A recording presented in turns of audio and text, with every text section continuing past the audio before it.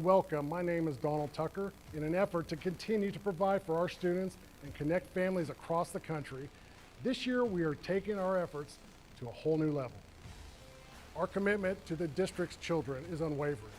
We believe that athletics plays a vital role in the personal growth, character development, and overall well-being. That's why we need your help today. By partnering with us, you become an integral part of our journey to empower and uplift these young athletes. Visit our website, www.springdaleathleticfoundation.org, where you can find out more information about our organization, our impact, and how you can help support. So I invite you to stand with us, partner with the Springdale Athletic Foundation, and be a part of something truly special. Together, we can make a difference in the lives of our district kids and ensure that Springdale sports continues to set the standards in athletics across the state. Shot on the way, and good!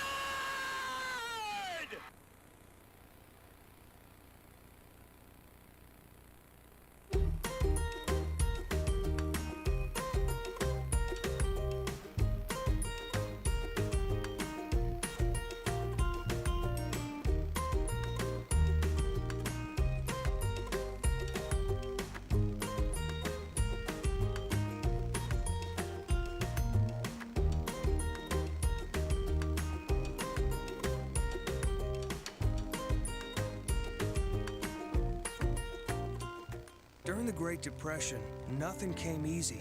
But with just 5 cents, an old truck, and a load of hay, John Tyson and his family found a way to deliver quality chicken to other hardworking people. Today, Tyson continues to find new ways to help put a chicken in every pot. Because people deserve farm-raised chicken of the highest quality. At Tyson, we remain committed to this simple promise: to always keep it real, to always keep it Tyson. In Springdale, school feels like home because here, safe neighborhood schools mean we don't just teach class, we teach your child. Come home to Springdale schools. Sometimes a dream car has nothing to do with horsepower or performance. My dream car is the one that gets me to my job every day. The one that lets me help a friend in need. I didn't think I had the credit. My credit score wasn't that good. But CarMart believed in me. They believed in me. My dream car? A 2016 Nissan Sentra. What's yours? America's CarMart. You keep the dream, and we'll keep you on the road.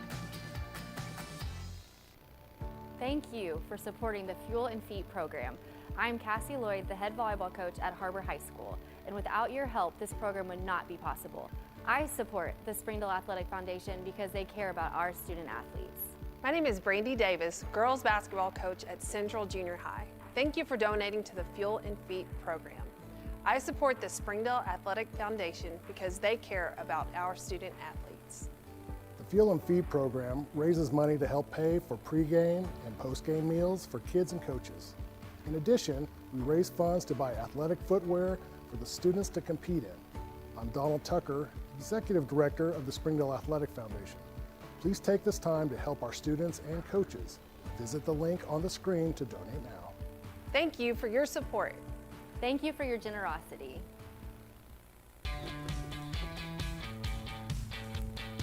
Goodbye, guessing. Hello, confidence. So long, stress. Hello, security. Farewell, running to the bank. Hello, banking from anywhere. Get a quick view of your balance, block lost debit cards, and quickly deposit checks anywhere, anytime with the highly rated Arvest Go mobile app from Arvest Bank. Goodbye, limits. Hello, possibilities.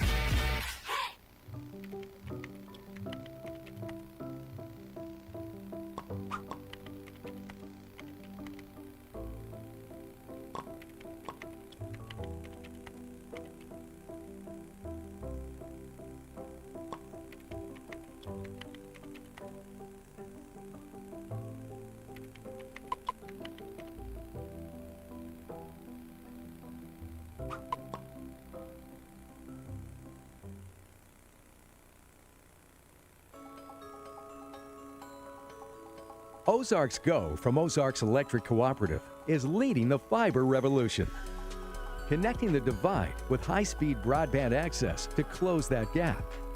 From cloud to cloud, post to post, from downtown to way out of town, to connect our customers to a world of blazing speed and access to absolutely everywhere. It's our customers connected. I'm Don Strubing. It's because of the generosity of people like you, we are able to fully support the Fuel and Feed program. For this, we thank you and appreciate your help. I support Springdale Athletic Foundation because they care about our student athletes. My name is Zach Arns. I'm voice of the Springdale Bulldogs. Thank you for donating to the Fuel and Feed program. I support the Springdale Athletic Foundation because they care about our student athletes. The Fuel and Feed program raises money to help pay for pregame and postgame meals for kids and coaches. In addition, we raise funds to buy athletic footwear for the students to compete in. I'm Donald Tucker, Executive Director of the Springdale Athletic Foundation. Please take this time to help our students and coaches. Visit the link on the screen to donate now. On behalf of Springdale Schools Athletics, I want to say thank you. Thank you for your support.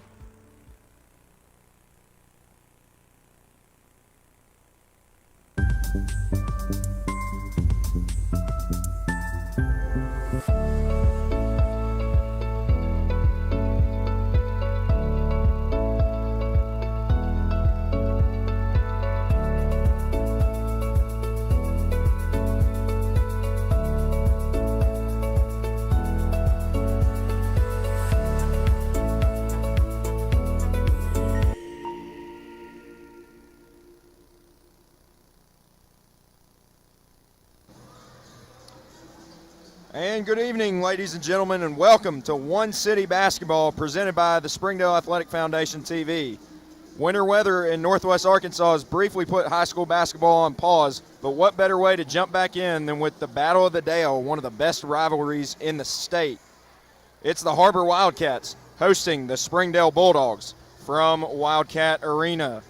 Glad you're joining us wherever you may be. I'm David Simpson, the voice of the Wildcats, and we will have Zach Arns, the voice of the Springdale Bulldogs, joining us momentarily. About midway through the game, he is going to be running a little bit late tonight, Springdale fans. But we are about to have the national anthem and the starting lineups. So take it away, Mr. Jared Park.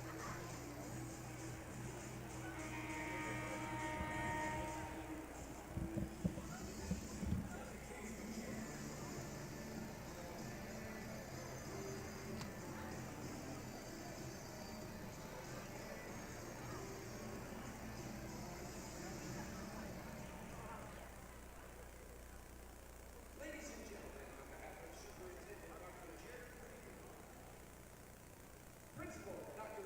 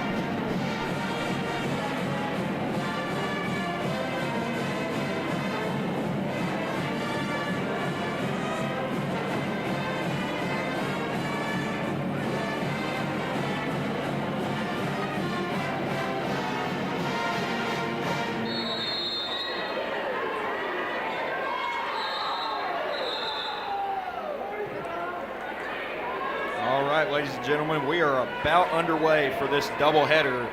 The Battle of the Dale. The east side versus the west side. Har-Ber controls the tip. And he swings it over to McKinley Campbell. Down low, poked free. Kai McCoy's got it. Up ahead to Hudson. Hudson on the bounce. Down low, Miller can't find it. Out of bounds, going to stay with Springdale.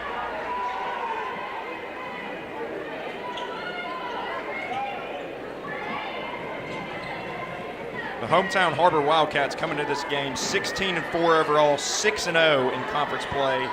Springdale is 13-7, 4-3 in league play. They just got a big win last night at Bentonville as the shot is no good. Racing into the front court, setting up Coachman, corner pocket three, no good.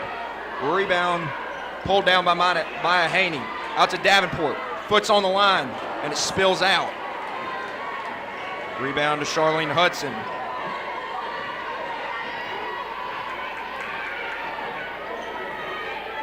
Wildcats have not played since last Tuesday against Heritage. Hudson backs it out.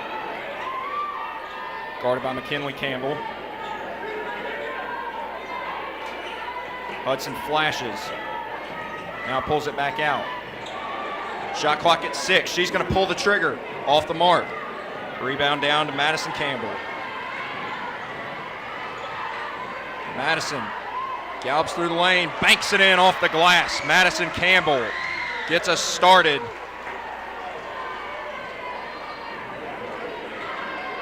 Two 2-0 Wildcats. Baseline jumper falls for Aaliyah Serrano. Bulldogs answer right back. And a foul as McKinley, one-man fast break there, draws the foul. That's going to go against Charlene Hudson, her first.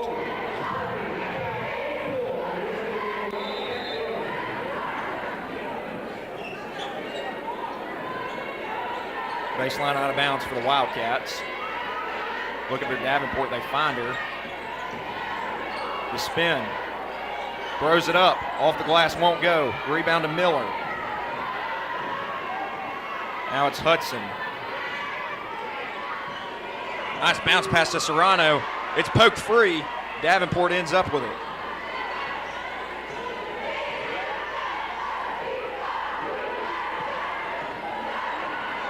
McKinley off the dribble. Finds a wide open Gracie Davenport. Corner three, short. Rebound comes down to McKinley. Back out to her sister, Madison. Got it for three. A sibling connection there on the triple. And here come the Wildcats with that press that they have made themselves known for this year. Ball loose on the floor, tied up. Possession arrow favors Springdale.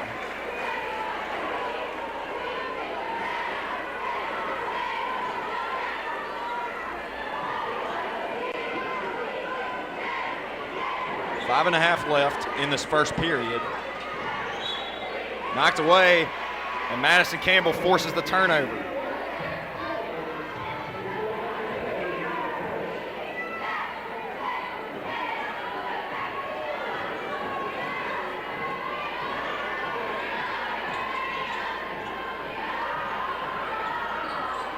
Backdoor play, up and in for Sanaya Coachman. And Coach Heather Hunsaker wants a timeout. We will take it with her. In a second. Hometown. Yeah, it still means something. Winners, winners. You do the right thing. You care about your family. And you deserve the very best every time you play the front door.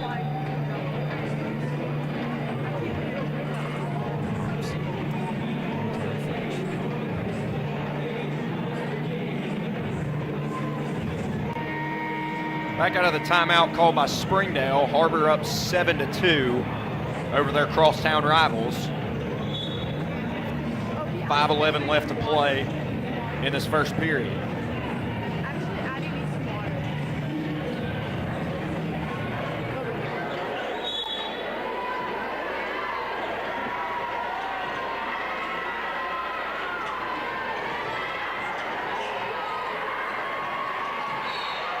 Knocked away, and there's a foul.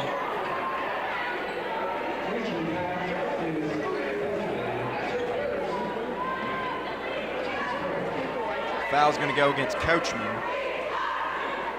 Jackie Araujo-Batris and Malia Bangs in the ballgame for Springdale.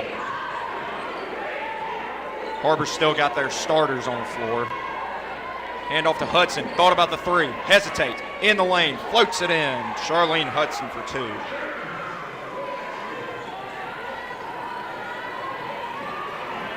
And racing into the front court. Nobody steps in front of her. And one opportunity for McKinley Campbell.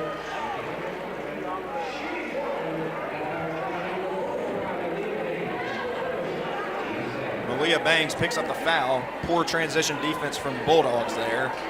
And McKinley Campbell converts. Now has a chance at a three-point play the old-fashioned way.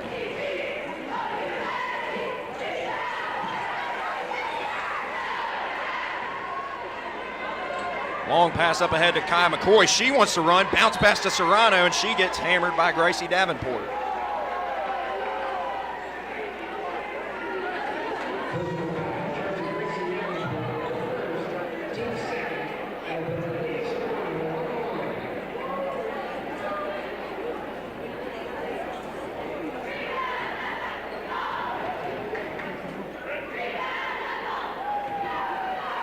Sinks the first free throw.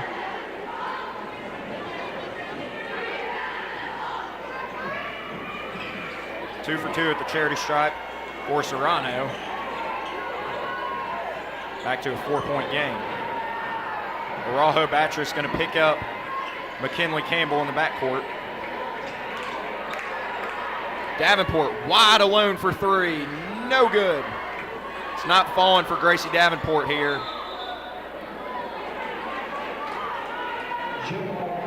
Jump ball possession arrow is going to stay down here with Har-Ber.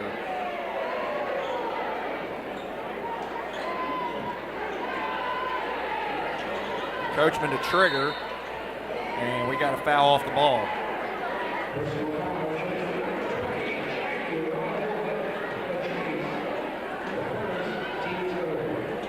Araujo-Batris with the foul, and an errant pass turns it back over to Springdale.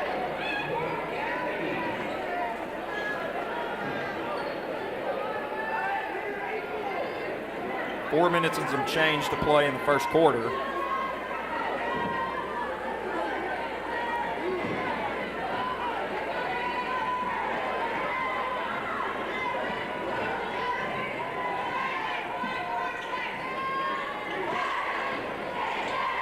Hudson on a DHO, nearly disrupted by Madison Campbell. Oh, nice crossover by Kai McCoy.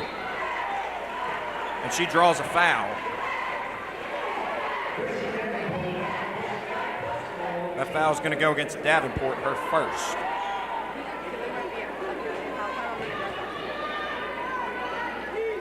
Sends Kai McCoy, the 2025 6A West Defensive Player of the Year, to the line. Knocks down the first one.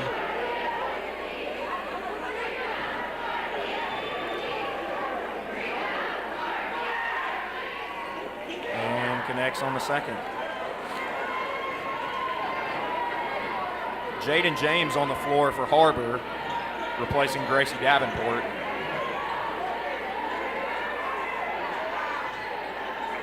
Coachman on a face-up, now backs it out.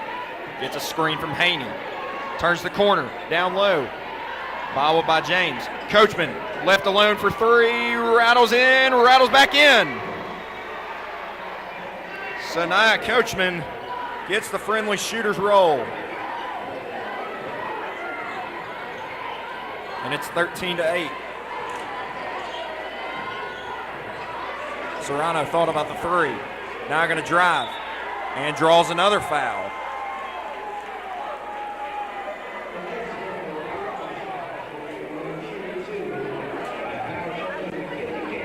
Springdale's been doing a great job so far of penetrating and drawing fouls here. And they have earned it at the stripe. They're perfect so far.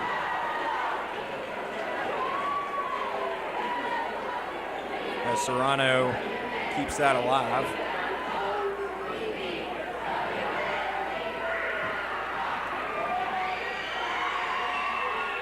And I jinxed her. Coachman with the rebound.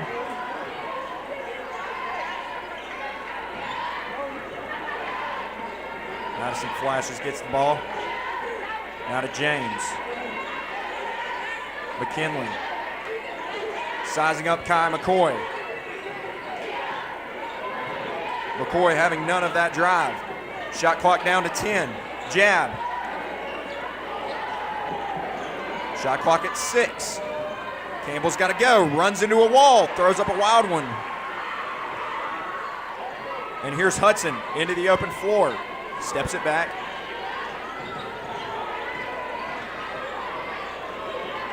McCoy, nowhere to go. Back to Hudson. 2.5 to go in the first quarter. Hudson steps through. Short. Rebound Coachman. She's got a Rojo Batris chasing her. Haney, short corner, left alone. She'll take the baseline, Jay, and knock it down. Maya Haney. You don't see that too often. Maya Haney stretching out and hitting a jumper. Usually does most of her damage inside the paint. 15-9, 2 minutes to go. Batted away. Hudson recollects it. Now gets a screen from Bangs. Splits the defense. Down low. Blocked, but a foul on Madison Campbell.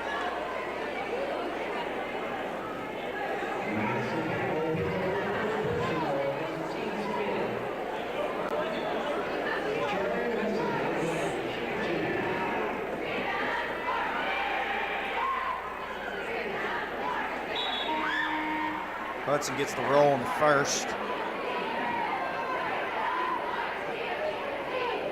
Miller into the back end on the floor, and Avalon Meeks in the game for the first time for Springdale.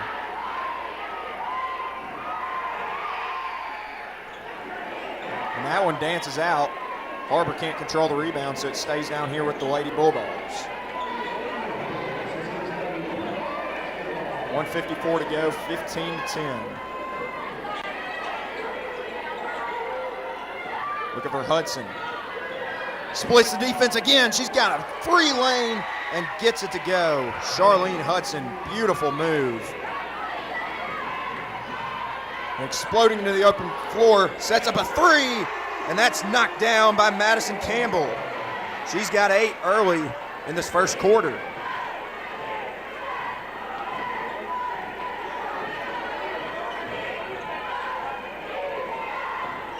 to 12, Har-Ber. McCoy splits the defense, rejected by Coachman. And Coachman's running the floor. Gonna set up McKinley for a three, short. And a foul on the Bulldogs. That's Kai McCoy with the foul. Ayani Henry on the floor for Har-Ber. And Destiny Januna back on the floor for the Bulldogs. Jumper up, no good. Batted around. Who touched it last? Har-Ber did. Going Springdale's way with a minute left in this first quarter.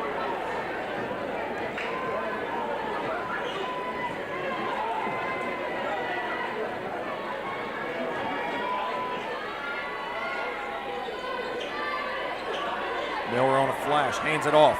McCoy tied up. And then a little rollover by McKinley Campbell after she tied up McCoy. McCoy will exit, Serrano will enter.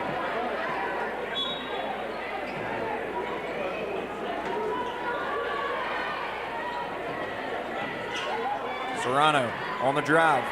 James not budging. Nice pivot there by Serrano. She's got 7 in the quarter. 7 of the 14. 36 seconds left to go in the first quarter. Madison, snatch back. Cross-court pass to her sister. Wide alone for three, no good. Rebound out of bounds to nobody, going Springdale's way. Shot clock is unplugged. 24 seconds.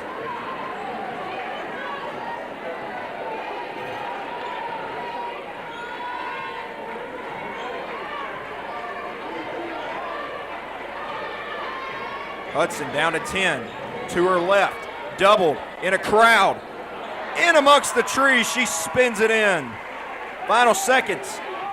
McKinley, that'll count if it goes, and it's short. That'll do it for the first quarter, 18-16, Har-Ber leads. We'll be back with you for the start of the second quarter. In Springdale, school feels like home. Because here, safe neighborhood schools mean we don't just teach class, we teach your child. We have the resources and pathways to fuel any passion. We're small enough to know exactly who you are, and big enough to give you exactly what you want today. Come home to Springdale schools. Accidents are never planned, but no matter how small, every emergency that involves a child is a big deal. It's everything. That's why we're here. Arkansas Children's Northwest offers the only pediatric emergency room in Northwest Arkansas with fast access, pediatric experts, and kid-sized care. Peace of mind when you need it most. All right, welcome back for the start of the second quarter. The Har-Ber Wildcats lead the Springdale Lady Bulldogs 18-16 after one quarter of play. Madison Campbell led the Wildcats with 8 points in that first quarter, and Aaliyah Serrano led the way with 7, along with Charlene Hudson. They both had 7 for the Bulldogs. It'll be Har-Ber ball coming out of the quarter break, as Madison will trigger in front of the band. Gets it back to her sister. McKinley watched by McCoy. In the corner. Coachman, 3, short. Rebound Henry. Back out to Coachman. Coachman on a baseline drive. In and out from McKinley Campbell. Tori Miller comes down with the board.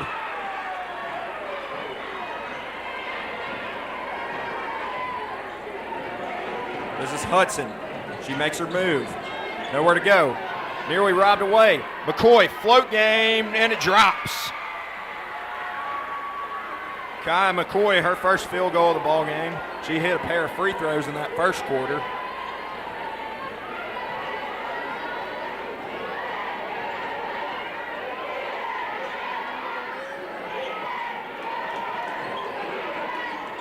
Madison Campbell, that one rattles out. Jaden James tied up.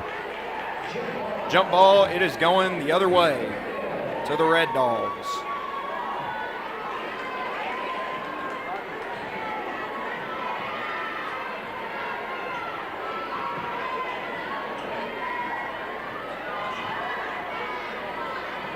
Hudson being hounded by Madison Campbell.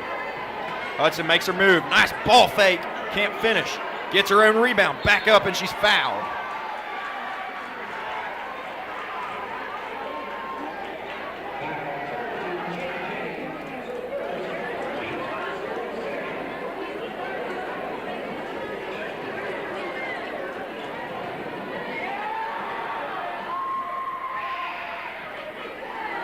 Hudson nails the first free throw. And we've got Zach Arns back on the air here. How are you tonight, Zach? Really? That's not too bad. It's a pretty good quarter. Game of runs in that first quarter. I think it was about 14-7 Har-Ber, and then it was 18-16 after the first quarter break as Hudson nails 2 free throws to put Springdale back in front. Coachman wide open, corner 3, buries it. Sanaya Coachman, her second triple of the night.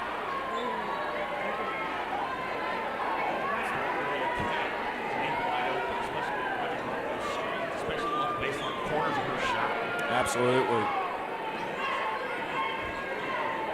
And she loves that wing. Robbed away by Madison Campbell. She's got Hudson to beat. Or excuse me, that was McKinley Campbell. My apologies. They are lightning quick, the two of them. Yes. It's a defensive problem for literally every team in the league.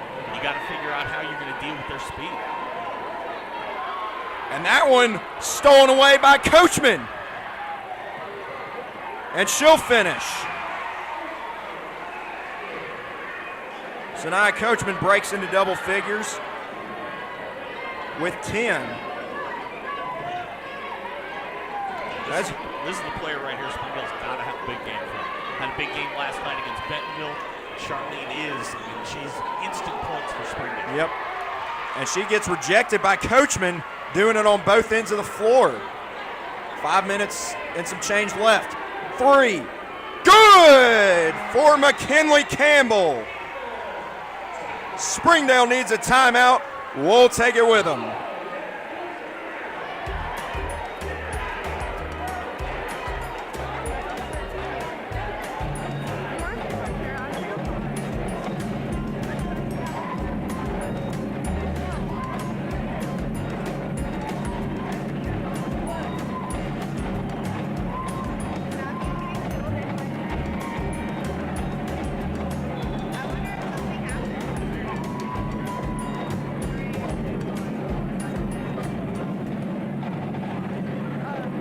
All right, we're back live after a 10-0 run by the Wildcats, and they're back in control of this game, largest lead of the night. Yeah, games being played definitely at Har-Ber's pace. Har-Ber wants to go fast.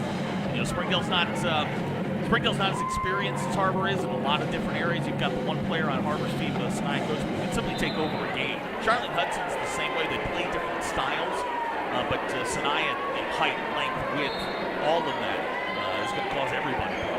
Absolutely, and Charlene is shifty too. She can break you down off the dribble. These two girls in the backcourt right here. This is the bulk of Springdale's scoring. Kyle and Charlene, two all 7-8 performers from last year. They are the gears that make this team go.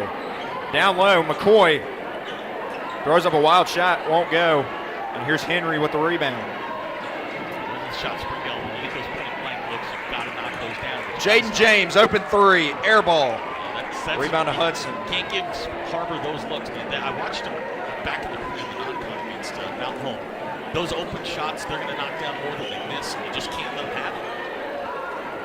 Hudson wanted the step back. In the lane goes Meeks. Turnaround. Won't go. Rebound to Madison Campbell. Look how quickly they get up the floor. Exploding into the front court like a bolt of lightning. McKinley left open, top of the key, rattles it in. It's that open three, and the run continues, and you just can't give them that much space. And the worry is if you're Springdale, if you close them out, they can go by you. All of them, all 5 players on the floor can go past you. Yep, and Zach, that's already the 6th made triple tonight by the Wildcats. Their hot shooting has helped propel them to an 11-point lead. Nice back cut by Kai McCoy, but it's robbed away. McKinley Campbell, one to beat. Off the glass and good. Yeah, you see how fast they are. That was that break started. It was 2-on-3. By the end of it, it was 2-on-1. And that's how fast Har-Ber can get up and down the floor. Absolutely. Another timeout. We'll take it with them. During the Great Depression, nothing came easy. But with just 5 cents, an old truck and a load of hay, John Tyson and his family found a way to deliver quality chicken to other hardworking people. Today, Tyson continues to find new ways to help get a chicken in every pot. Because people deserve farm-raised chicken of the highest quality. At Tyson, we remain committed to this simple promise: to always keep it real, to always keep it Tyson. Sometimes a dream car has nothing to do with horsepower or performance. My dream car is the one that gets me my job. The one that lets me help a friend in need. I didn't think I had the credit. My credit score wasn't that good, but CarMart believed in me. They believed in me. My dream car, the 2016 Nissan Sentra. What's yours? America's CarMart. You keep the dream, we'll keep you on the road. Back out of the timeout, Har-Ber in the midst of a 15-0 run.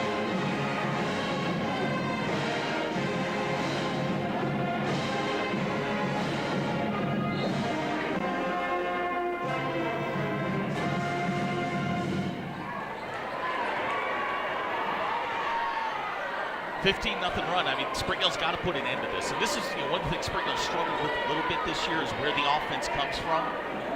They knock those shots down. They're just a sophomore.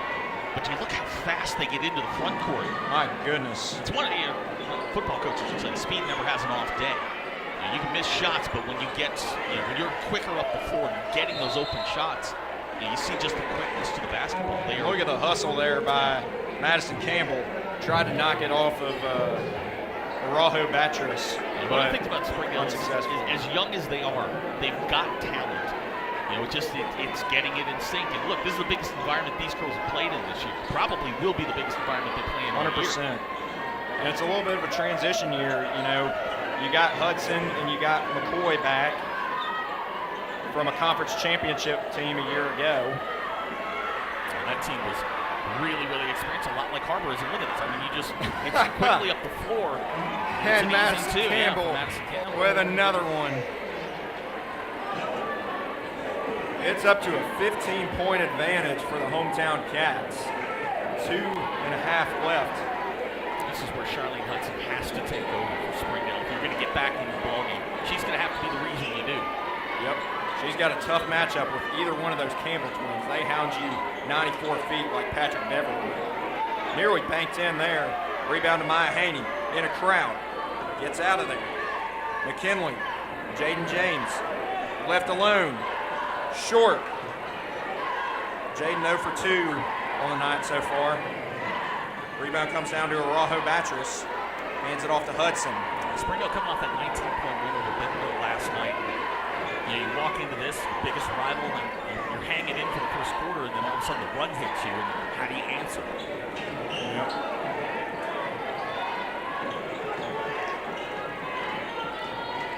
Serrano off the dribble, hands it off. Floater up, no good. Rebound comes down to McKinley. Playing, now it's 4-on-2 as they space the floor. Yep, numbers for Har-Ber. Bounce pass. Haney wide alone for 2. The lead is 17.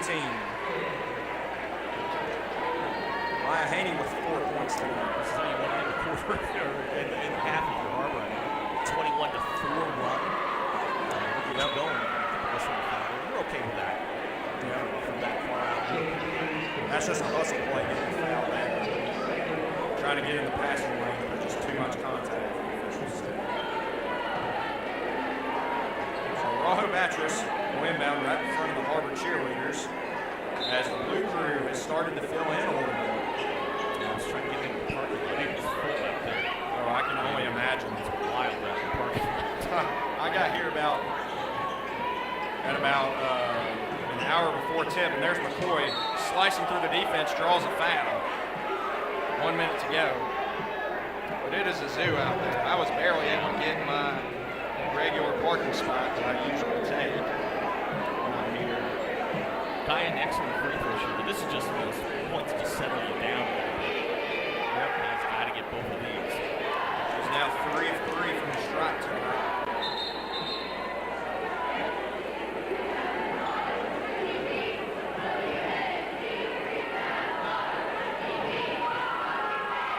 Springdale as a team, 9 of 11 so far, and make it 9 of 12.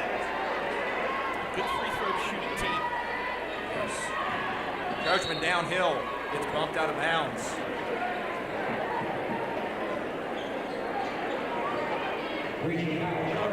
Central. She has an opportunity to guard coaches from time to time, so she's a real deal. Can hit from anywhere, can do a lot of different things. That's what you like having your best player. She can do a lot. Yes, she's been a great addition to this offense. That's not a terrible shot. You kind of like that look from her. She's going to pick up the foul there on Charlie Hudson. Those are shots that are within range.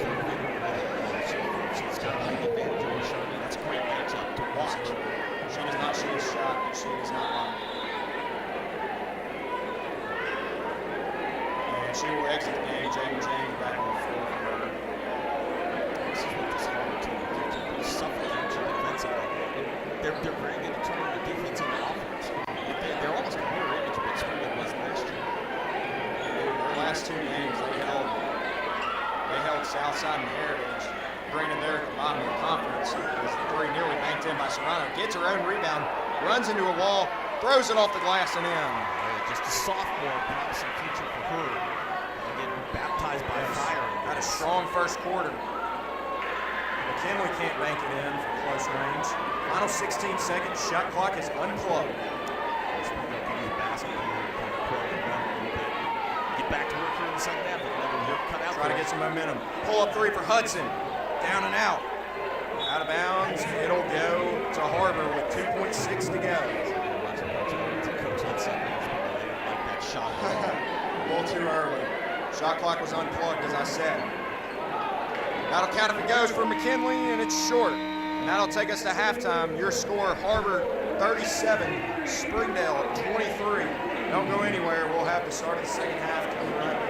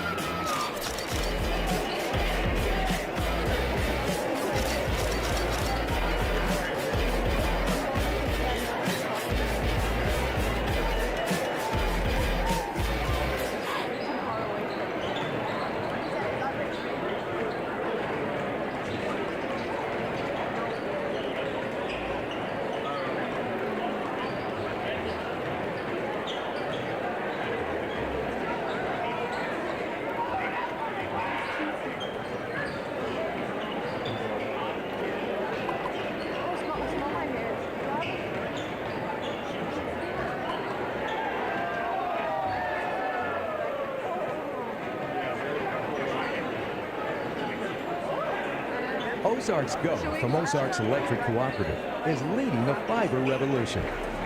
Connecting the divide with high-speed broadband access to close that gap. From cloud to cloud, coast to coast, from downtown to way out of town, to connect our customers to a world of blazing speed and access to absolutely everywhere. It's our customers connected. I'm Don Struble. It's because of the generosity of people like you we are able to fully support the Fuel and Feed program. For this, thank you and appreciate your help. I support Springdale Athletic Foundation because they care about our student athletes. My name is Zach Arns. I'm voice of the Springdale Bulldogs. Thank you for donating to the Fuel and Feed program. I support the Springdale Athletic Foundation because they care about our students. The Fuel and Feed program raises money to help pay for pre-game school meals for kids and coaches. In addition, we raise funds to buy athletic footwear for students to compete. Donald Tucker, Executive Director of the Springdale Athletic Foundation. Please take this time to help our students and coaches. Visit the link on the screen today. On behalf of Springdale Schools Athletics, I want to say thank you. Thank you for your support.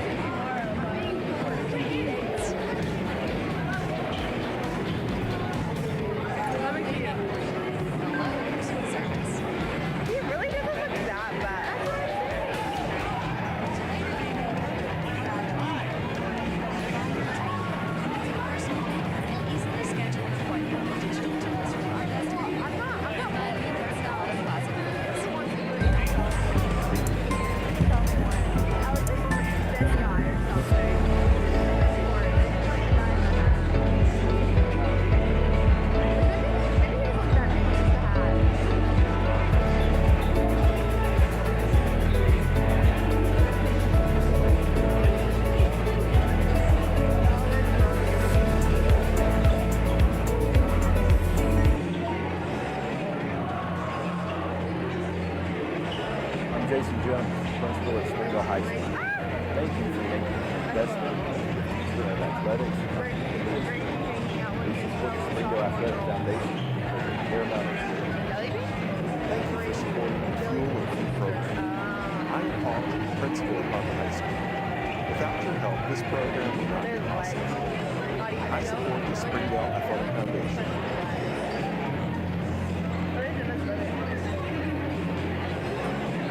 One time. But it still means something. Do the right thing. Care about your family. And you deserve the very best every time. Zach and Har-Ber. Eli, I forgot he got a buzz. Look at him. My name is Adobe, and this is my Chick-fil-A success story. When I started as a teacher, I was pretty shy and struggled with confidence. And now, that same shy person, she owns Chick-fil-A shop. In Springdale, school feels like home. Because here, safe neighborhood schools mean we don't just teach class, we teach your child. We have resources and pathways to fuel any passion. We're small enough to know exactly who you are, and big enough to be exactly where you want to go. Nah, that would be crazy. Come home to Springdale schools. I know. Accidents are never planned. But no matter how small, every emergency that involves a child is a big deal. It's everything. That's why we're here. Arkansas Children's Northwest offers the only pediatric emergency room in Northwest Arkansas with fast access, pediatric experts, and kid-sized care. Peace of mind when you need it most. Thank you for supporting the Fuel and Feed program. I'm Jared Carter. Without your help, this program would not be possible. I support the Springdale Athletic Foundation because they care about our student athletes. Hi, my name is Brett Hobbs. I'm the head football coach at Springdale High School. Thank you for making an investment into the future of athletics in our community of Springdale. We support Springdale Athletic Foundation because they care about our students. Fuel and Feed program raises money to help pay for pregame and school meals for kids and coaches. In addition, raise funds to buy athletic footwear and students to compete. Donald Tucker, Executive Director of the Springdale Athletic Foundation. Please take this time to help our students and coaches. Visit the link on the screen today. Thank you for your support. On behalf of Springdale Schools Athletics, I want to say thank you. All right, we're back out of the halftime break. About just under 2 minutes before we tip off the second half. And once again, the Har-Ber Wildcats lead the Springdale Bulldogs 37-23. The first leg of the Battle of the Nail. Yeah, we've had a bunch of different names for this over the years. It's certainly a great night to celebrate Springdale basketball. You only get to do it like 3 times a year.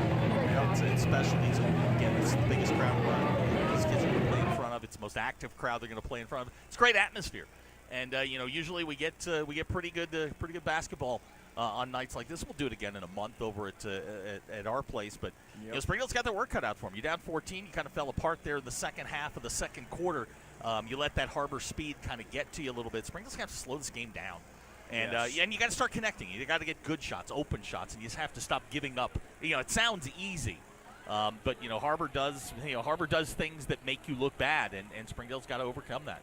Yes, absolutely. You cannot get into a running game with these Har-Ber Wildcats unless you're, equipped to do so, which not many teams in the state, and granted this league, are equipped to do that. We said that a lot last year about our boys team. Like, you don't want to get up and down with our boys team, with Isaiah Seeley and that group. Absolutely And not. Bentonville actually kind of showed you how to do this, which is to slow this thing down, foul when you have to, to avoid the open shots and sort of frustrate them. Get kind of muck it up a little bit, make it a little bit more dirty game.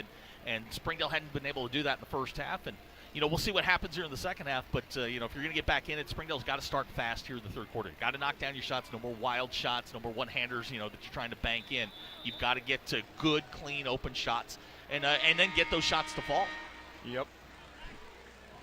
All right, we are about underway for this second half. Tightly contested game after the first quarter. The Har-Ber blew it wide open, outscoring the Bulldogs 19-7 in that second quarter, including a 15-0 run. It actually might have been more than that. I got here, it was 18-16. Yes. Har-Ber was up, so was it 19 to 8 to close out the half? It was. Springdale did get up 20-18, and I think it was 37-20, so 19-0 run. You talk about what Springdale has to do. For Har-Ber, don't overcomplicate this. Do what you do. Keep doing what you're doing. You got to avoid the turnovers. Yep. That sort of thing. But keep getting those open shots. Use your speed. Do what you do. I mean, it sounds simple, but their game plan here in the first half was perfect. Right. Gracie Davenport back on the floor. Haney posting. Now I'm going to take that short corner jumper again. That time it's short. Skying in for the rebound is Madison Campbell. Back up. Second try. No. Rebound Hudson. Yeah, Charlene, the smallest player in that group, comes away with it. Plays with a lot of grit. And so do these Campbell twins. Hudson off the bounce. Looking. Miller to Meeks. Serrano trying to take Davenport to the hole. Off the glass, no good. Rebound comes down to Gracie Davenport. She's got a streaking Madison Campbell for an easy lay. Madison Campbell with 12. Can't get beat, especially off the miss. They're going to have to send somebody back to half court to prevent that sort of a play. Transition defense is key, especially against a team like Har-Ber. McKinley drives, floater off the side of the backboard. 6.5 to go in the third quarter. Hudson, nice hesitation and nice pass down to Tori Miller. That's Miller's first bucket of the ball game. Charlene does not get enough credit for the passer that she is. Absolutely not. We see the 20 points per game and all of that stuff, but she is a willing passer. And here comes McCoy, being hounded by Coachman. McCoy, free throw line, float game, and it spills out. Man, there is a lid on the rim for these Springdale Bulldogs. Yeah, that's Kai. That's a shot she can make. Again, you're talking about making shots in rhythm, open. That's well within her range, but they're just not falling right now. Definitely was a little flat on that shot. Springdale's got some size matchups that work in their favor. They just hadn't been able to take advantage of them yet. Yeah, Har-Ber is not the biggest team in the world. Hudson trying to go to work. Has that ball on a string. Hudson breaks free, sticks it. Man. If you're going to draw up a diagram of what Charlene Hudson is, and you look at this, I mean, you get beat back on the other end, so it negates what Charlene just did. Yep, how about that for a diagram play for Madison Campbell? Yeah, Coach Hunsucker's not happy. Wants another timeout. She has seen enough. We are going to take it with her and be right back with you. Goodbye, guessing. Hello, confidence. So long, stress. Hello, security. Farewell, running to the bank. Hello, banking from anywhere. Get a quick view of your balance, lock lost debit cards, and quickly deposit checks anywhere, anytime with the highly rated Arvest Go mobile app from Arvest Bank. Goodbye, limits. Hello, possibilities.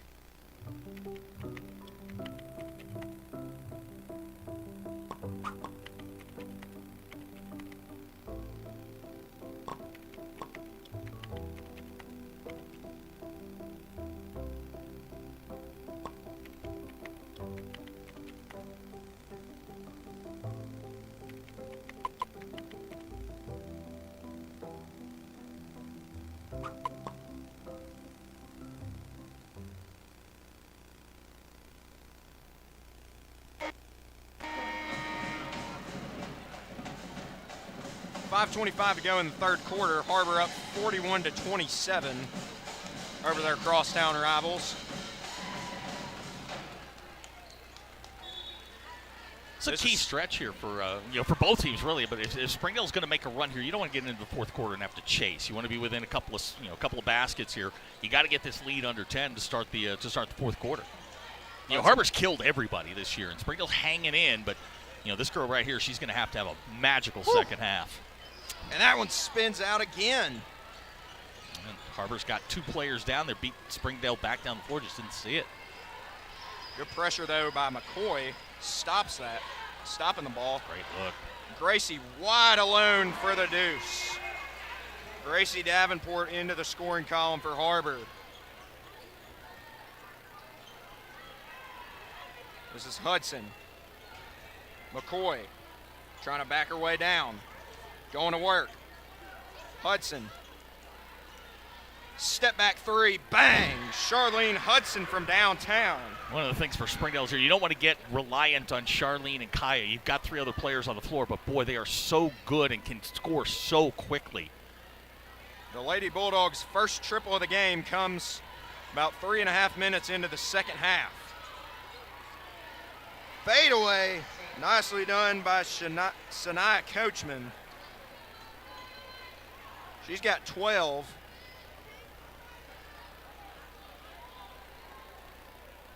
You get halfway home here, you're down 15 if you're Springdale. Har-Ber, again, the game plan's working perfectly. This is a good matchup here for Springdale, but you've got to get Charlene free. Hudson, step back 3, got it again. Starting to heat up. Charlene Hudson.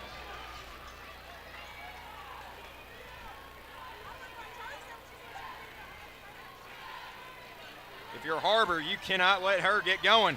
And she bats it away. Dives for the loose ball, but she's out of bounds. Staying with Har-Ber. Charlene's one of those players, you see all the you see the points, you see the assists, the rebounds, whatever she does, but it's stuff like this that doesn't show up in the box score. She's going to play every minute here in the second half, with, as long as she doesn't get in foul trouble. She's going to play, and she's just going to have to grit it out, but this is what Charlene Hudson is and what she does. She does everything that coaches love. Coachman left alone for 3, way off the mark. Rebound to Araujo Batris. This girl right here, I saw a lot of her during the summer. She's and kind a turnover there. And that's not really her game. She's kind of a Swiss Army knife. Does a little bit of everything. She's Jackie's got a bright future. Just a sophomore. And you say that over and over and over again when we talk about Springdale. It's just sophomore after sophomore after sophomore. Here's McKinley Campbell.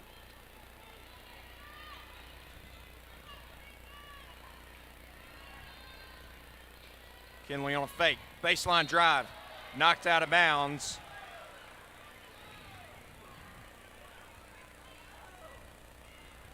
Like I said, it's on the baseline, so you're okay with that foul. I mean, McKinley had driven the baseline. She had position. You cut her off, you take the foul, you start over defensively. And Serrano comes back in. She's a true point guard, will be the point guard next year. But that's the kind of thing right there. That pass that's way too easy. Way too easy. Way too easy. Some of the fatigue from last night starting to set in, I think, for Springdale. Springdale didn't go very deep. Worked really hard to get the win last night against Bentonville, a win they needed. There's a good play there. But boy, she is explosive, isn't she? How about that reverse layup? Little Dr. J there from Sanaya Coachman. Doing her best Dr. J impersonation. You could play perfect defense, and Sanaya can beat you. And that's, it's frustrating. She's a special talent. It's very disheartening. McCoy pops a 3, short. And they rushed that one a little bit. And here's Coachman running the floor. She gets an easy one. Exactly what we were talking about earlier, Zach. Transition defense has got to be better for Springdale. Springdale's going to have to start sending at least 2 back to slow that down on the miss. It was a quick 3 from McCoy that leads to a run out, and you're just not going to be able to keep up with them. McCoy, baseline, fouled by Davenport. She can't believe it.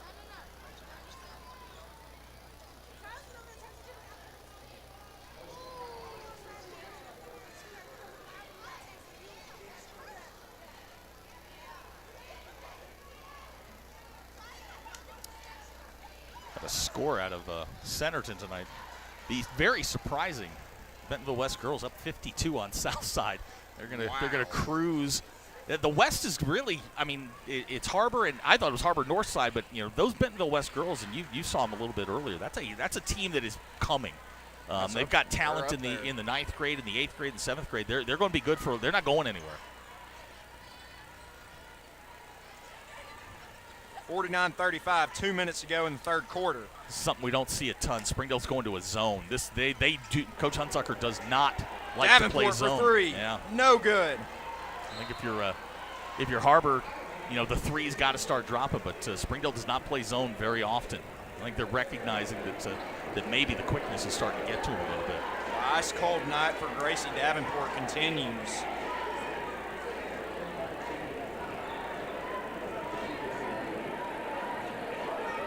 Hudson checked by Madison Campbell. Looking to go to work. Another hesitation. Steps back. 15 on the shot clock. She's going to go baseline. Amongst the trees. Blocked by Madison Campbell. But it's recovered by the Bulldogs. Bangs hands it off, and it's taken away by Sanaya Coachman. Har-Ber's got numbers. Coachman, Euro step through the lane for 2. Springdale's going to need a timeout here as we close in on the end of the third quarter. Springdale's getting run here. Just got to settle it down. Down 16, you're going to have to put a run together if you're going to get back into it. Har-Ber just Sanaya's up to 18 here. McCoy, 3, no. Rebound, Davenport. Coachman, step back, 3, good. Sanaya Coachman from downtown.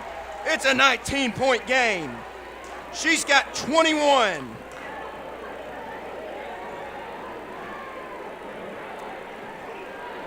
Final 30 seconds. You got about a 5-second difference between shot clock and game clock. Yep, about 4 or 5. And that pass going to nobody. Another turnover by the Bulldogs. As they're starting to crumble a little bit. Can't turn it over against a team that's shooting as well as Har-Ber is. Tori Miller coming back in, trying to close down the lane. Av Meeks comes back in. You're trying to get the bigger bodies on the floor to close out the lane. 15 seconds. Shot clock is unplugged. Here's Davenport, left wing, trying to find Sanaya on the baseline. Nice pass. Ayani Henry lays it in. 6 seconds to go. Springdale needs some help to get the ball in. 2 seconds. And that's going to do it for the third quarter. The Wildcats up 21 on the Bulldogs. We'll be right back here. Ozarks Go from Ozarks Electric Cooperative is leading the fiber revolution. Connecting the divide with high-speed broadband access to close that gap. From cloud to cloud, coast to coast, from downtown to way out of town, to connect our customers to a world of blazing speed and access to absolutely everywhere. It's our customers connected.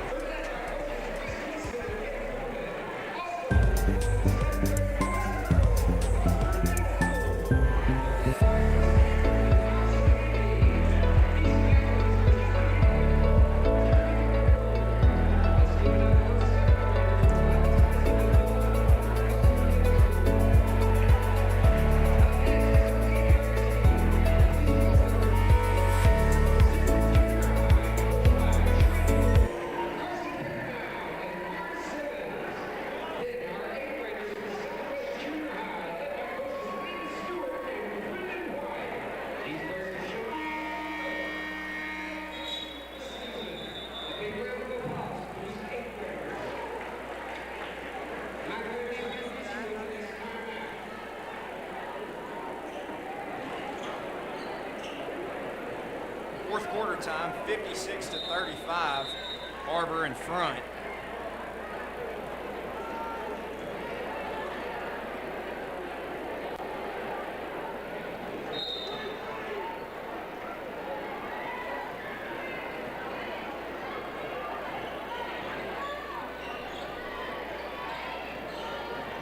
Hudson off the bounce. Turns away, steps through. Back out McCoy. McCoy going to face up on McKinley Campbell. Drives, draws a foul. That's a good play. It's like Springdale's shot selection is going to have to be almost perfect here in the fourth quarter.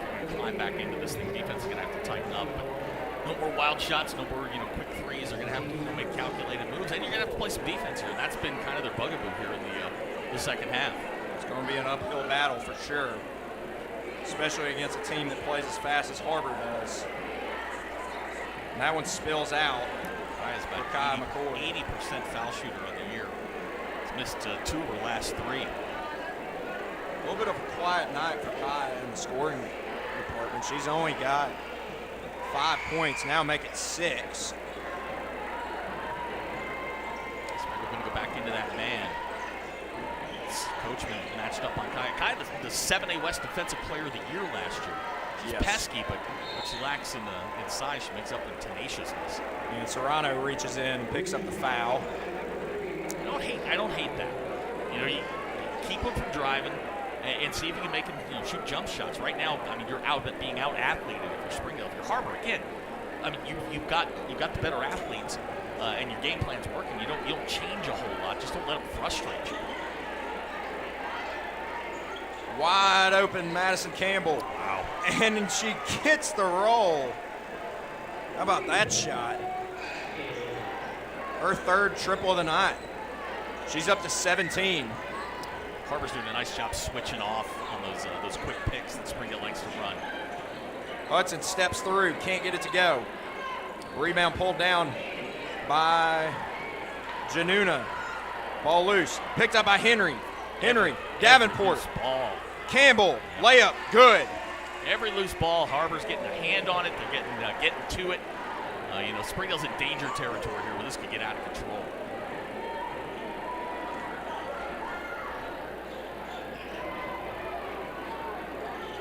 Hudson, pull up 3. That's going to be off. But a rebound to Januna. And she draws another foul on Gracie Davenport.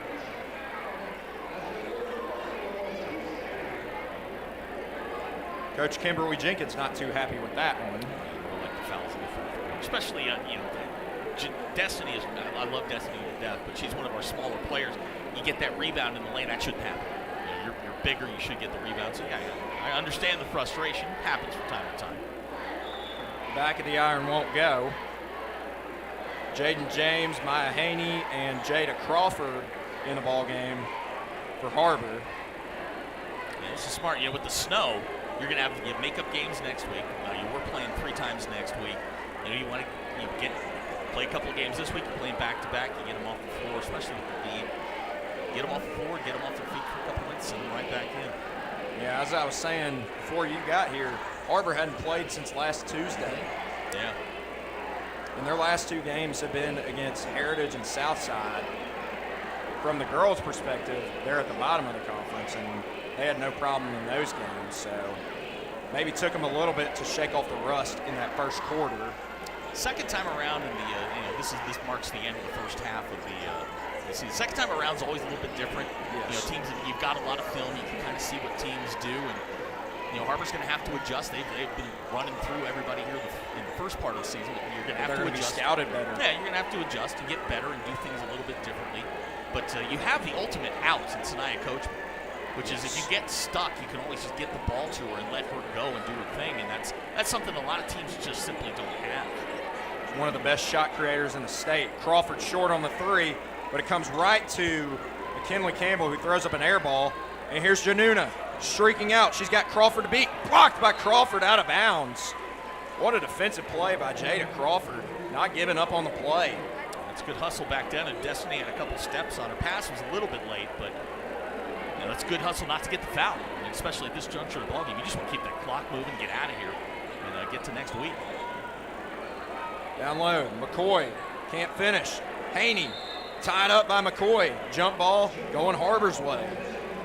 Everything right now is the loose balls are all fine in those white jerseys, and when you're playing at the top of your game, those sorts of things happen. Mass substitutions. Warren Toston's checking in. Deborah Ramirez. Nyla Austin's checking. I love Nye. Jackie Rojo Batcherson. Springdale going real young right now. A lot of sophomores out there. In fact, I think they're all all sophomores. Coach Hunsucker has almost cleared the bench here. Shake and bake by McKinley Campbell. Hakeem Olajuwon would be proud of that move.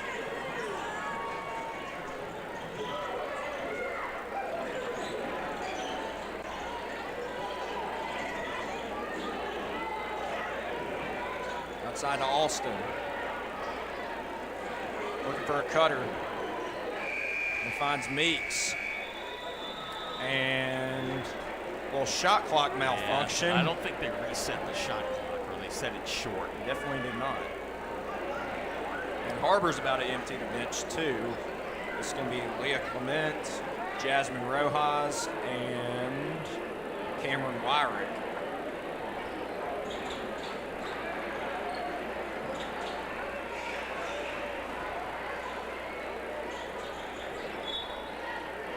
Cameron Wyrick was cooking at the end of the Heritage game. Had several buckets, and there she is right on cue with the steal. Has Clement. She pulls it back. Looking. There's Wyrick, top of the key. Looking for Crawford, it's not there. Good look inside, just gets it poked away at the last minute. Good defense there by Deborah Ramirez, but I mean that's a great play. I mean you get the back pick, she's open, just a little late on the pass. And Alexa, help me out with this pronunciation. Elizalde. Elizalde. Yeah. Alexa Elizalde. Yeah, she's been getting more and more minutes here as the season has gone on. She's got a very bright future for Springdale. Look for the back cut, tough pass, finds Meeks. And that one won't drop for Nyla Austin.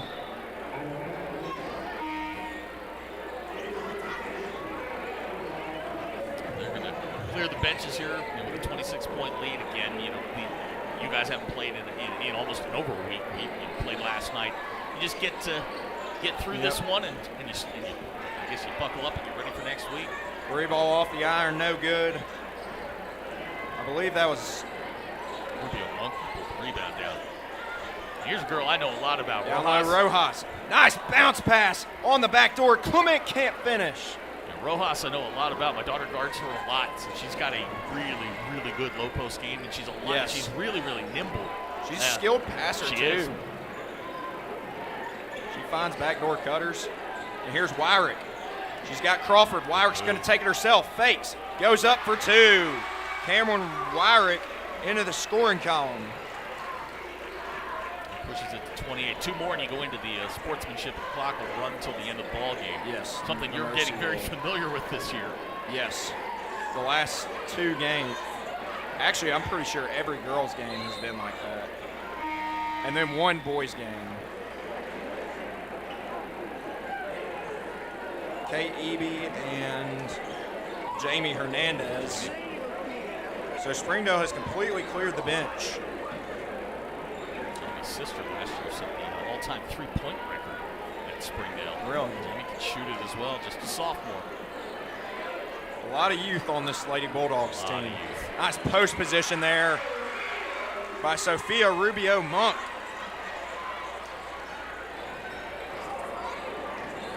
I think this is her first appearance in conference play this year. I was not here for the first two games, so maybe she did. Whirlwind spin, can't finish. That was Meeks. Ramirez, back to Meeks. 3 minutes to go in this fourth quarter.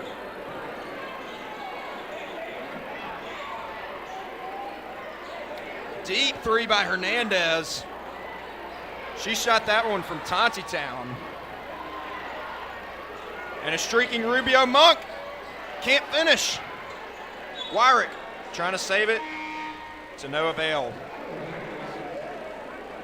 Chloe Buss on the floor. She got some PT in the JV game tonight. Some very good minutes. Yeah, those are quality minutes for a lot of these sophomores. Some of these girls are freshmen. You get those quality minutes in the JV game, and then you get to come in and walk into this, and it's a whole different environment than the JV game. Yes. Poked free, going to stay with Springdale.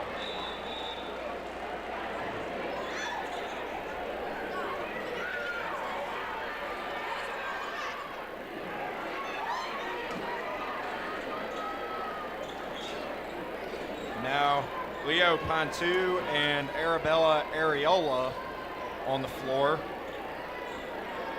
It's good for good for these players, especially at the end of the bench, that don't get a ton of Eby varsity jumper, time. no. It's Rebound really, bus. Really good for them. Clement into the front court.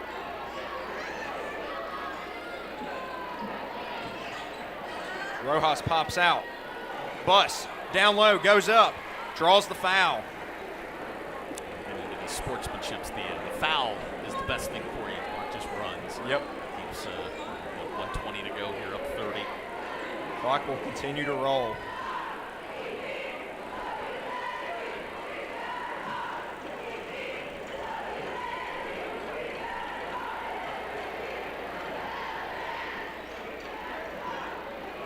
Bus hits the first free throw.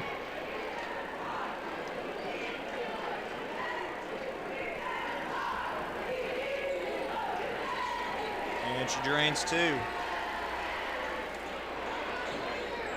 69-37 our score. Final 45 seconds. Pull-up jumper won't go.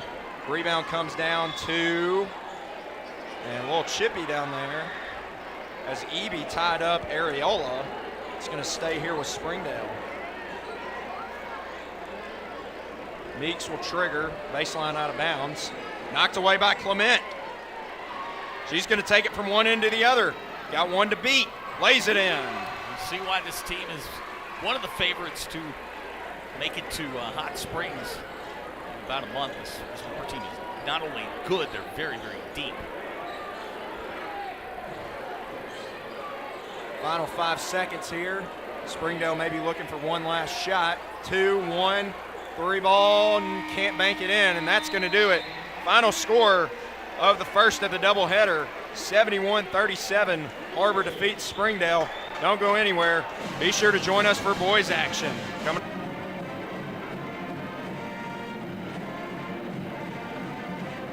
Hometown. That word still means something. It means we're neighbors. We do the right thing. We care about your family.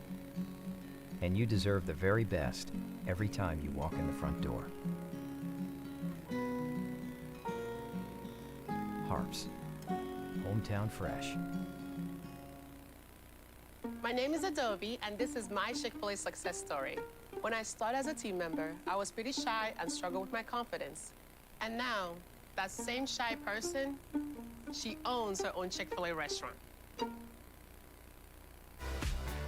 In Springdale, school feels like home. Because here, safe neighborhood schools mean we don't just teach class, we teach your child. We have the resources and pathways to fuel any passion. We're small enough to know exactly who you are and big enough to get you exactly where you want to go. Come home to Springdale Schools. Accidents are never planned. But no matter how small, every emergency that involves a child is a big deal. It's everything. That's why we're here. Arkansas Children's Northwest offers the only pediatric emergency room in Northwest Arkansas with fast access, pediatric experts, and kid-sized care. Peace of mind when you need it most. Thank you for supporting the Fuel and Feet program. I'm Jared Park. Without your help, this program would not be possible. I support the Springdale Athletic Foundation because they care about our student athletes. Hi, my name is Brett Hobbs. I'm the head football coach at Springdale High School. Thank you for making an investment into the future of athletics in our community of Springdale. We support Springdale Athletic Foundation because they care about our student athletes. The Fuel and Feed program raises money to help pay for pregame and postgame meals for kids and coaches. In addition, we raise funds to buy athletic footwear for the students to compete in. I'm Donald Tucker, Executive Director of the Springdale Athletic Foundation.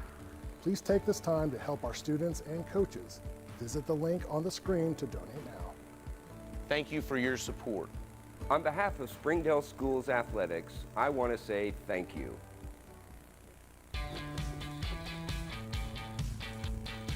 Goodbye, guessing. Hello, confidence. So long, stress. Hello, security. Farewell, running to the bank. Hello, banking from anywhere. Get a quick view of your balance, lock lost debit cards, and quickly deposit checks anywhere, anytime with the highly rated Arvest Go mobile app from Arvest Bank. Goodbye, limits. Hello, possibilities.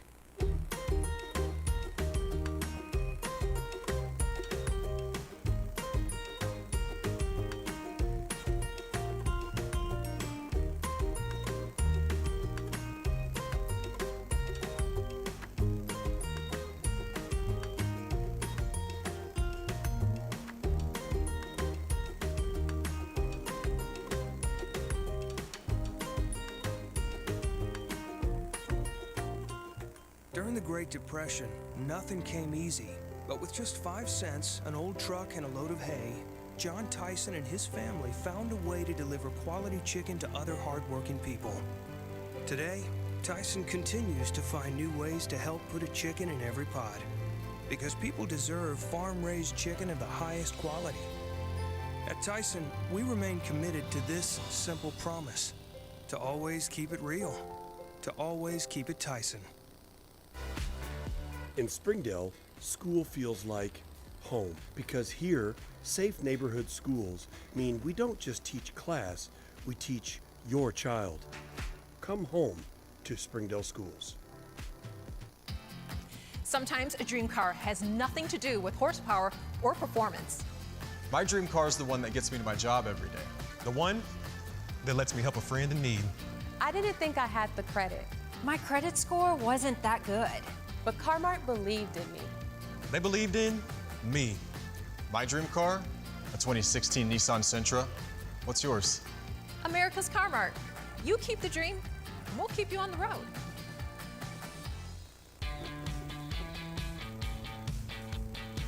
Goodbye, guessing. Hello, confidence. So long, stress. Hello, security. Farewell, running to the bank. Hello, banking from anywhere. Get a quick view of your balance, lock lost debit cards, and quickly deposit checks anywhere, anytime with the highly rated Arvest Go mobile app from Arvest Bank. Goodbye, limits. Hello, possibilities.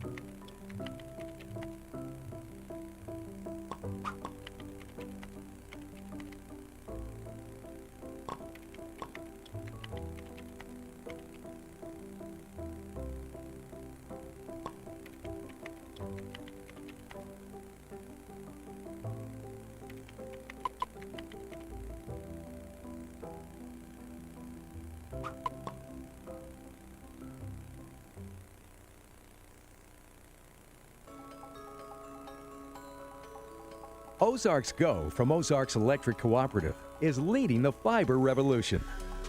Connecting the divide with high-speed broadband access to close that gap. From cloud to cloud, post to post, from downtown to way out of town, to connect our customers to a world of blazing speed and access to absolutely everywhere. It's our customers connected. I'm Don Strubing. It's because of the generosity of people like you we are able to fully support the Fuel and Feed program. For this, we thank you and appreciate your help. I support Springdale Athletic Foundation because they care about our student athletes. My name is Zach Arns. I'm voice of the Springdale Bulldogs. Thank you for donating to the Fuel and Feed program. I support the Springdale Athletic Foundation because they care about our student athletes. The Fuel and Feed program raises money to help pay for pregame and postgame meals for kids and coaches. In addition, we raise funds to buy athletic footwear for the students to compete in. I'm Donald Tucker, Executive Director of the Springdale Athletic Foundation. Please take this time to help our students and coaches. Visit the link on the screen to donate now. On behalf of Springdale Schools Athletics, I want to say thank you. Thank you for your support.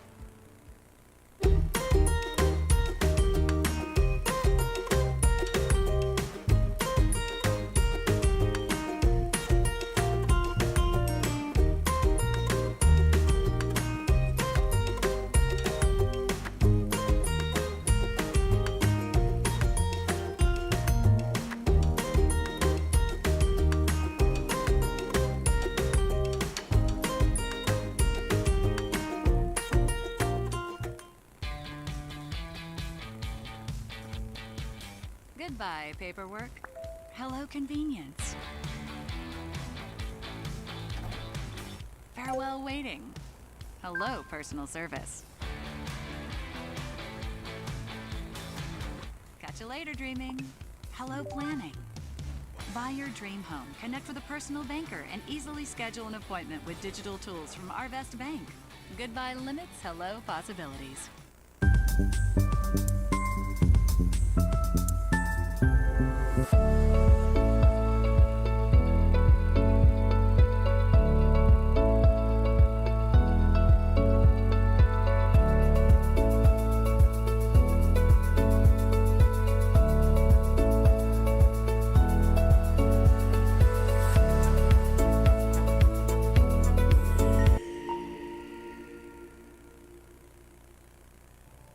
I'm Jason Jones, principal at Springdale High School. Thank you for making an investment into the future of athletics in our community of Springdale. We support the Springdale Athletic Foundation because they care about our student athletes. Thank you for supporting the Fuel and Feed program.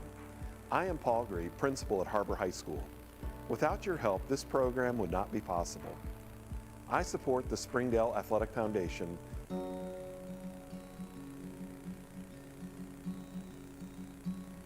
Hometown. That word still means something here. It means we're neighbors. We do the right thing. We care about your family. And you deserve the very best every time you walk in the front door.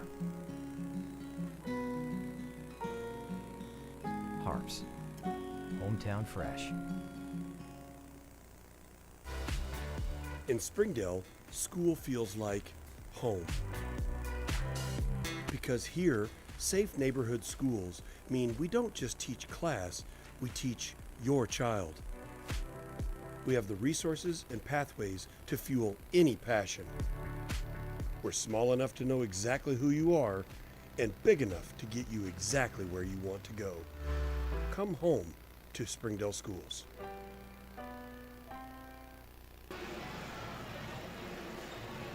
And welcome back to Wildcat Arena on the campus of Har-Ber High School. Alongside David Simpson, I'm Zach Arns. This is the one city battle, whatever you want to call it. This is an important game, David, for these two teams here. Springdale 3-4 in league play. Har-Ber trying to keep the momentum going. You mentioned, the girls hadn't played in a week. Boys in the same boat here. A little bit different, going to get those nerves going.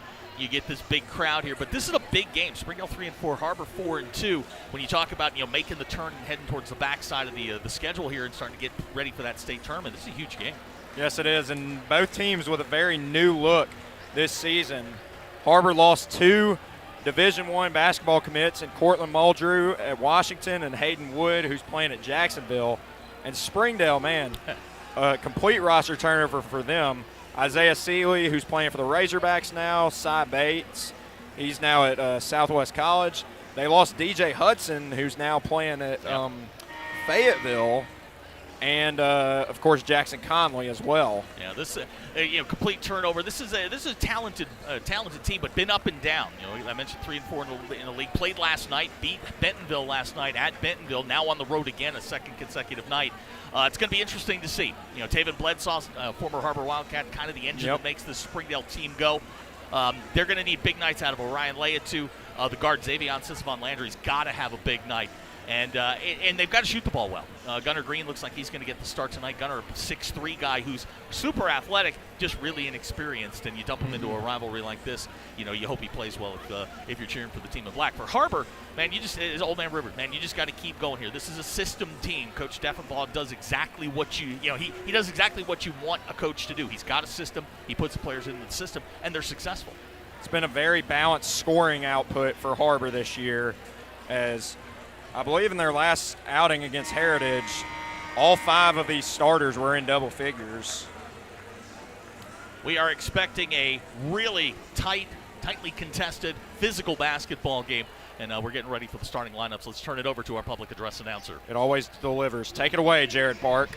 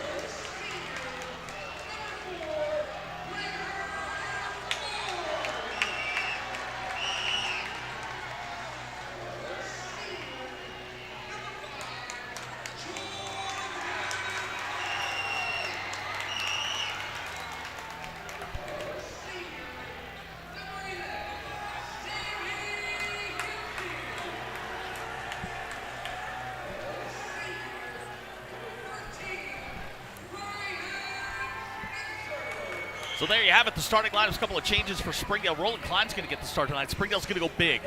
Roland and Ryan Leah up front. Gunnar Green, 6'3", 6'4" swing guy. He's going to get the start as well. Otherwise, Springdale pretty much back on track. Now, Har-Ber, you mentioned, I talked to you as we were getting ready for this. No change in the starting lineup for them. So cohesion for Har-Ber. Springdale going to change things up a little bit. We're glad you're along here on Springdale Athletic Foundation Television. This is One City Basketball. He's David Simpson. I'm Zach Gardens. And we are about ready to jump this thing. You kind of feel it. I mean, this is a big game for both teams. Yep, the energy is shifted in this building. Both student sections now packed out, ready to go.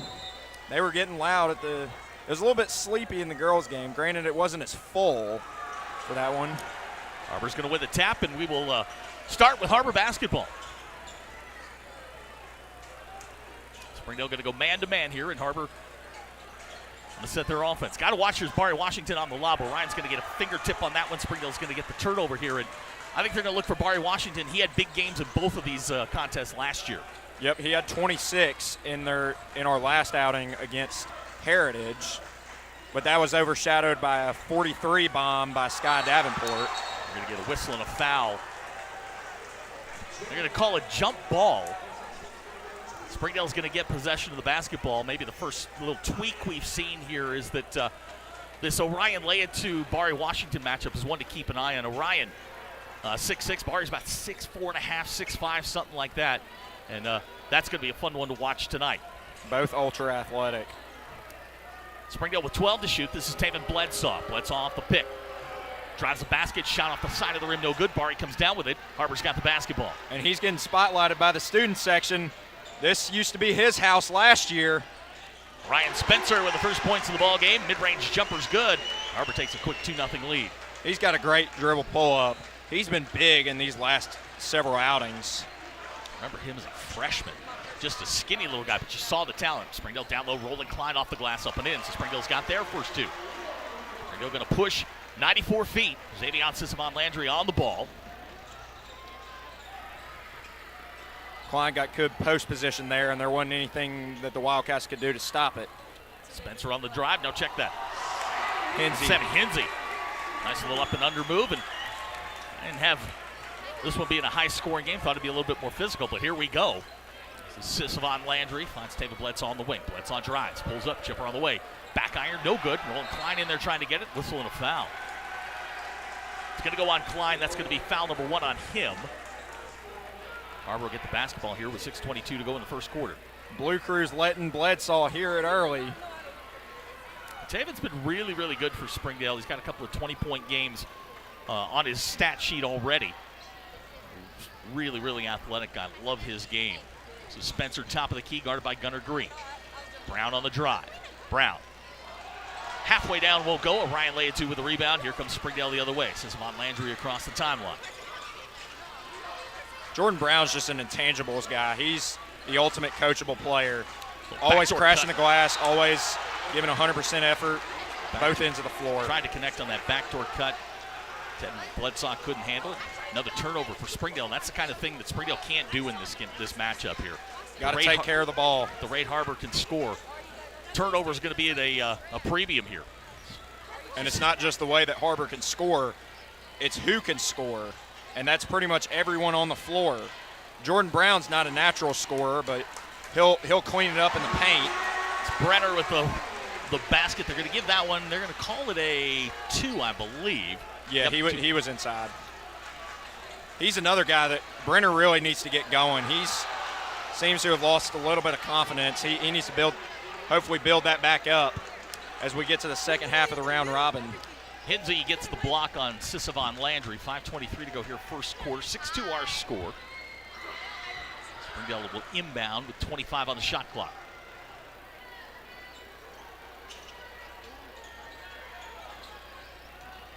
It's Klein trying to clear some room. Little hook shot, rolls around and good. So Rolling Klein's got Springdale's 4 points. That's the lead down to 2. That's just what you call bully ball right there. When a transfer out of Missouri became eligible at the break. He's certainly somebody that Springdale's going to rely on here as we go into the back half of this schedule. There's Spencer on the wing, picked up there by Gunnar Green. Back to Boren, and now they're whipping around to Hinsey. Now Brown on the wing. Brown going to drive center. This is Hinsey. Just inside the foul line, good. Sammy Hinsey with another basket. He's hot early. He's been hot in conference play. He loves that little dribble pull-up at the free throw line. That's his shot. Once he gets to that spot, there's not much doing to stop him. There's a Ryan Leatu looking down low for Rolling Klein. Ball good poked hands away by there Boren. by Boren. It's going to go towards the Har-Ber bench. They're going to say last touch by Springdale. Springdale turns it over again here. 4:26 to go. I think we kind of see what Springdale's plan is here. They're going to try and go low with Rolling Klein and Ryan Leatu. Yep, they're just bruisers down low. Going to try to bruise the Wildcats and get easy paint points. Hinsey will bring it across the timeline. While Har-Ber's more perimeter oriented. You got a mismatch here. Bari Washington on Xavier Sisavon Landry. Now they're going to double. This is Washington. May have got away with a push off. This is Hinsey. That intercepted by Gunnar Green, and Springdale on the run. Gunnar all the way to the basket. Shot. We're going to get the goaltend. Bari Washington went high, but it's going to be 2 points for Springdale, and you see sort of the athleticism for Bari Washington. If you're going to throw that cross-court pass, you got to put some zip on it, else it's going to get stolen every time, especially with the athleticism that Springdale possesses. Spencer will inbound, gets it to Hinsey. Ooh, that's a bad spot to inbound. And they say he stepped out of bounds, Springdale basketball. Almost got out of that one, and if he did, he had nothing but clear sailing all the way to the basket. So changes coming for Springdale. DJ Manuel's coming in. Looks like Trantham and Johnson are going to check in as well, so one of these hockey line changes that we as announcers hate. You start checking your roster, make sure you got everybody who checked in. It's always rough at the end of games, especially in blowouts. TD I'm Mosby. all too used to it. TD Mosby going to check in as well. TD's been a spark plug for this Har-Ber team off the bench. So now we're going to get. Comes in with some instant offense. All right, now we're clear. 35 on the shot clock. Davis Trantham will inbound for Springdale.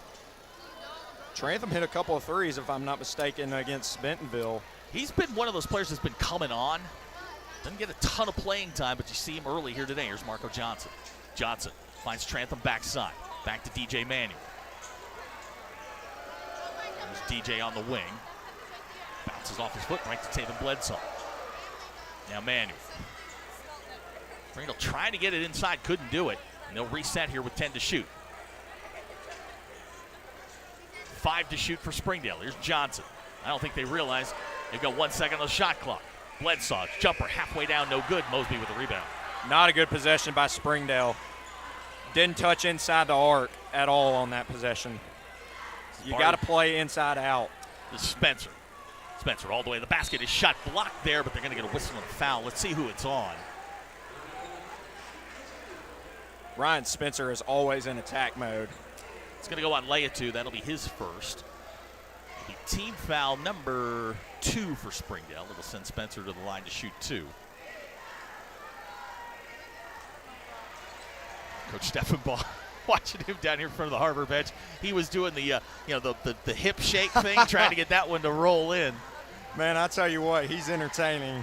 He's entertaining to watch on the sideline. So 1 out of 2 for Spencer. And the lead at 3, 9-6.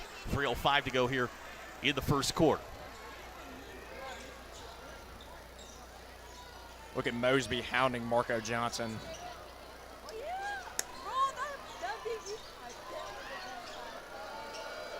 Here's Bledsoe. Back iron, no good. Brown pulls down the rebound. Way to play straight up by Jordan Brown. He's just a high IQ, scrappy player. Brown. And we're going to whistle and a foul. I think that's going to go on Marco Johnson.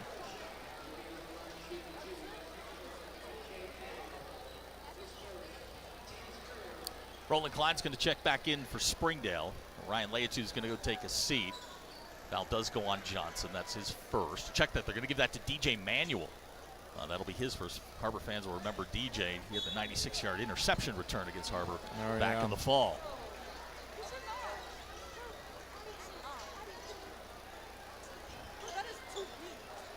This is Mosby. Pulls up at the elbow. Shot a little strong there. Gunnar Green comes down with a rebound. That's what I like about Mosby, is he's not bashful. Again, in range, and you're open. That's certainly not a bad shot. There's I compare him to kind of like a Lou Williams, kind of a spark plug off the bench. He plays a little bit better defense than Lou Williams ever did because he's scrappy. Whistle and a foul. This will be the first foul against Har-Ber. It looks like it's going to go on Mosby. That'll be his first. Send Green to the line. 2:05 to go here in the first quarter. This thing settled down a little bit into the defensive game I thought we were going to get after that scoring outburst the first 2 minutes of the ball game. Both Har-Ber teams played different styles of basketball. One likes to run and gun, and then one kind of plays pace and space. Bourne's back in for Har-Ber. Uno Branch coming in as well. He's number 24, making his first appearance. Hinsey's going to check out. Brown's going to check out for Har-Ber. Uno Branch has been really good for Har-Ber as of late. Loose ball, and let's see who's got it. We get a whistle. It's going to go on Marco Johnson. Zach, those are the plays that it's going to come down to, especially in this rivalry. Who wants it more? Who's going to get to those 50-50 balls? We talked about that in the girls' game. It seemed like Har-Ber won all of the 50-50 balls in the girls' game. Ryan Spencer will inbound far side, and it looks like Ryan Leatu's going to check back in. Taven Bledsoe will take a seat. Can't leave him out too long. No, Ryan, one of the better blocking wide receivers in the 7A. He's an incredible athlete. Mosby. He'll fire. Three-pointer up. Gunnar Green comes down with a rebound. Under 2 minutes to go here in the first quarter. Har-Ber with the three-point lead, 9-6. Here's Gunnar Green. To Leatu, working on Washington. Leatu. That's no good. Grabs his own rebound. Ball pulled away by Boren.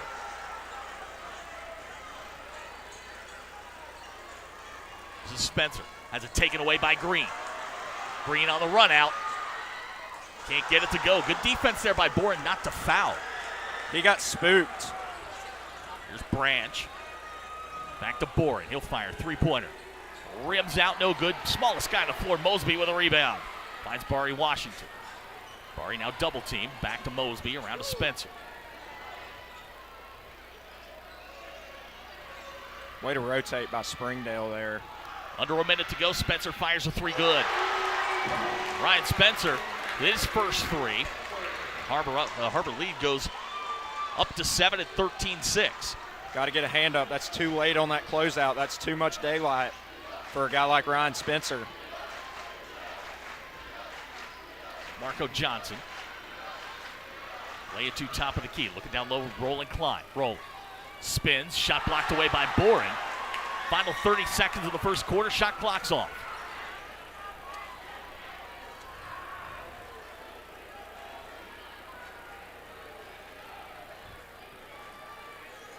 Wildcats are going to need to get Bari Washington going. Har-Ber going to hold for the last shot here as we go under 10 seconds to go. This is Washington on the drive. Washington down the lane. Ball rolls around off the rim, no good. Mosby and Johnson fighting for it. We've got a whistle and a foul. I think it's going to go on Marco Johnson. If it does, that'll be his second. It should send Mosby to the line. And that's where he'll head. It's team foul number 5 for Springdale. Correction on the score, it's 12-6. They put up 13. I guess they called Spencer's 3 a 2. Nobody boxed out Mosby there. That's 2 down low for him. That is. Xavier Sisavon Landry and Kenyon Thomas coming in for Springdale. He has a nose for the ball. It's just, I always love when the smallest guy on the floor is pulling down rebounds. Absolutely. Gives all of us hope. All those small guys, they're usually the toughest guys on the team because they give up a lot of size. And look at that. By Mosby, shot at the buzzer, no good.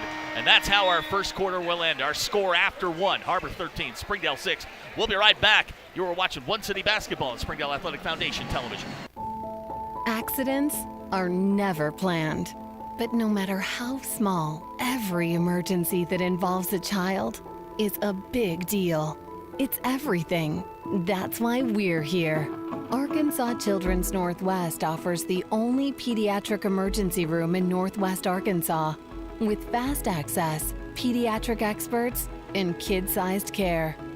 Peace of mind when you need it most.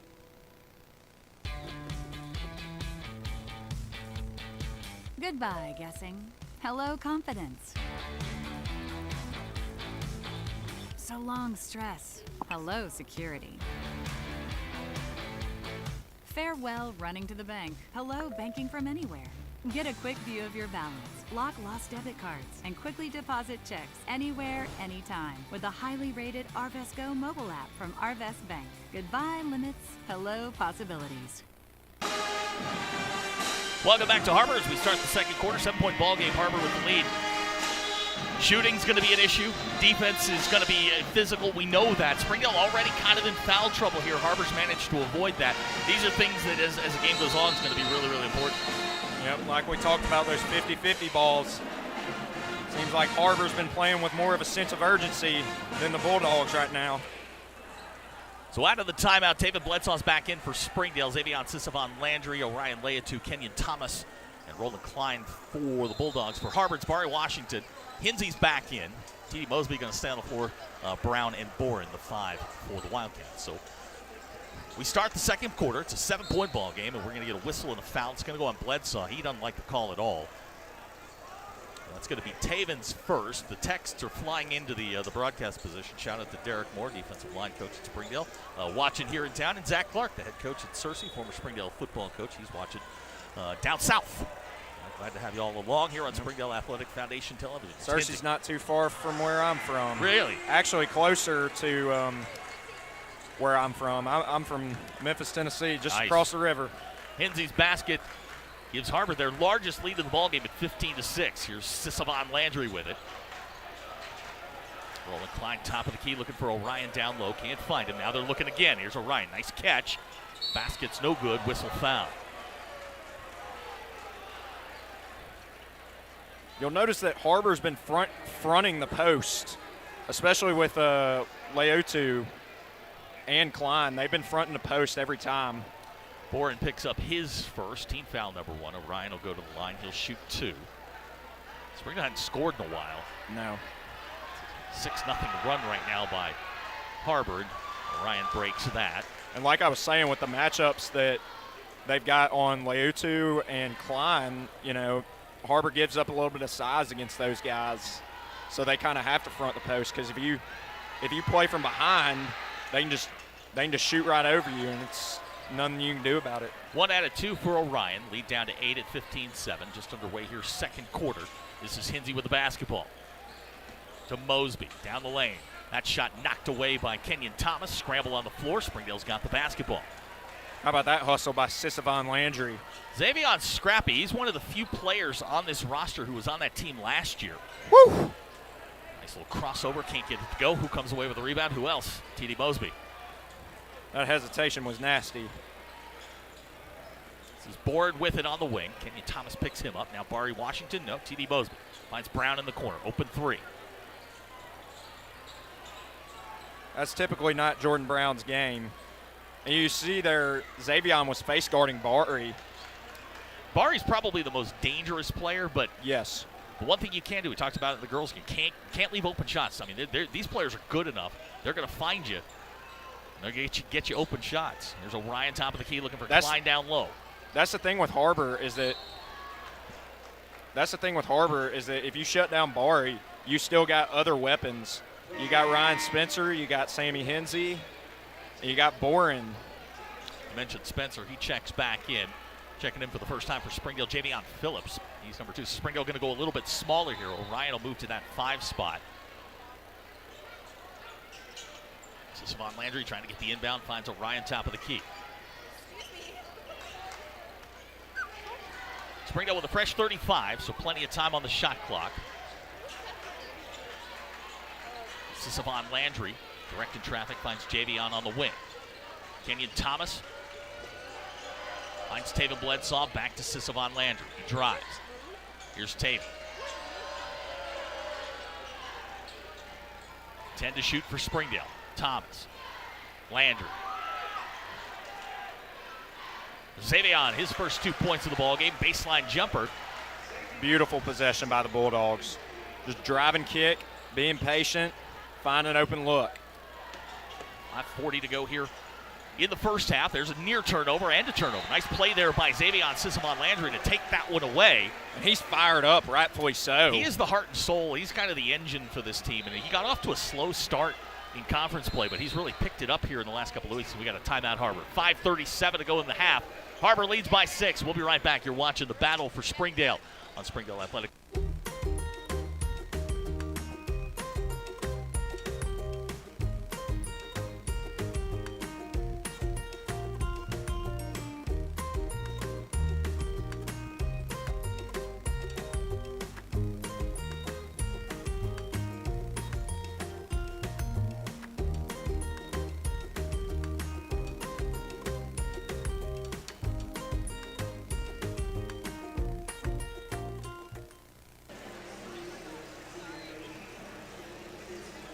(15-9) our score, 5:37 to go here in the half.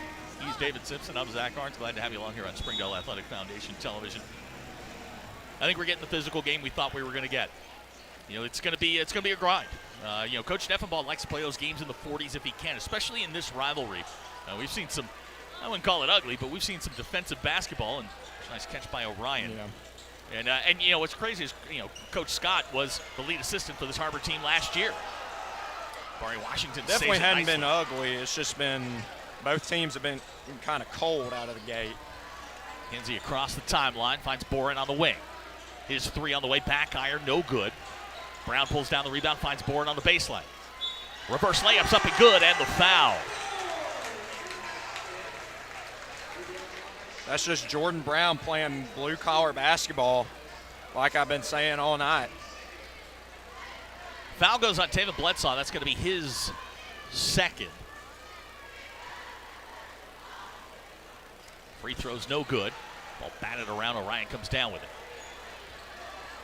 So we go under 5 minutes to go here in the second quarter. It's an 8-point Har-Ber lead. They've led by as many as 9.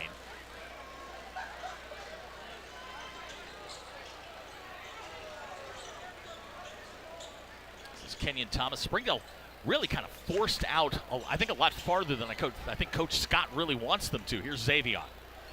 Tried the reverse layup, has it slapped away. Brown comes away with a loose ball. Nice peel there by Hensey. It's when you come from the help side and help over on the drive. Spencer's three's no good. Springdale comes back the other way.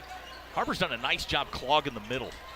You know, after those first couple of series where Springdale was trying to get down low, Har-Ber's done a really nice job closing that off. Yep. They've gotten a couple post entries, but a lot of these possessions, Springdale hadn't gotten in the paint very much. They got to get more paint touches. Xavier shot no good. They can't keep settling from the perimeter like this. And we got a scrum on the floor. Barry Washington comes out of there. He's going to try to go downhill here. Washington off the glass and in. And we're going to get a timeout. Springdale, 3:47 to go in the half. The lead's 10. We'll be right back. You're watching the battle for Springdale on Springdale Athletic Foundation Television.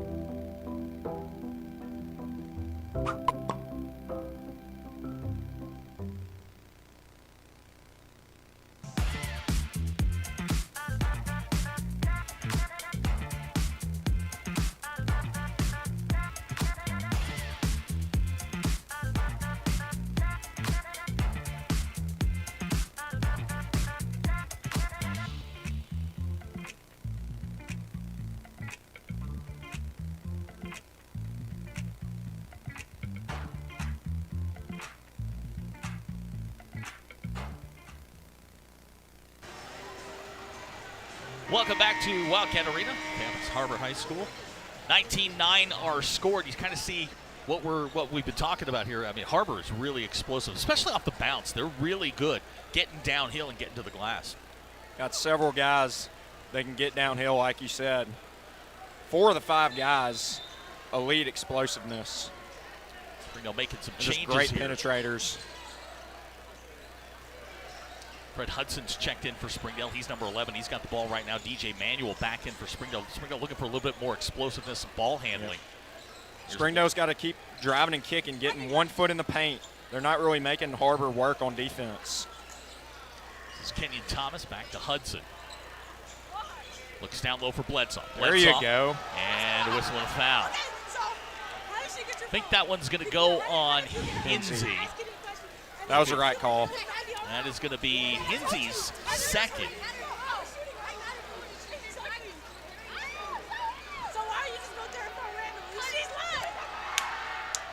So with 3:23 to go here, Gunnar Green's going to check back in.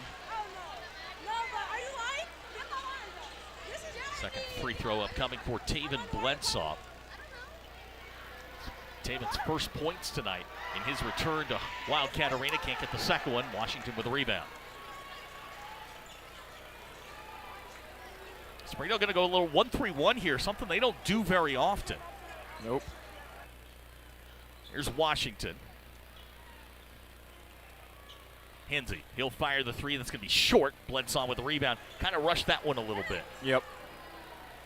Definitely could have gotten a better shot. It's too early in the shot clock. You can get that shot any day of the week. This is Hudson. Hudson working on Branch, nearly lost control of it. Leatu, the hook shot up and good, and Orion gets his first basket of the ball game. 3 points total. Springdale's got it down to 7 in 19-12. He's dangerous down low. There's Boren. He's hit a couple threes.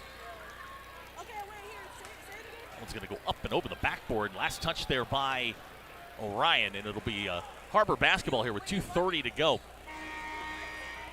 Yeah, Brenner Boren, he's a unique player. He can stretch out, shoot the three, but for his size, he's got some good guard skills, decent ball handler.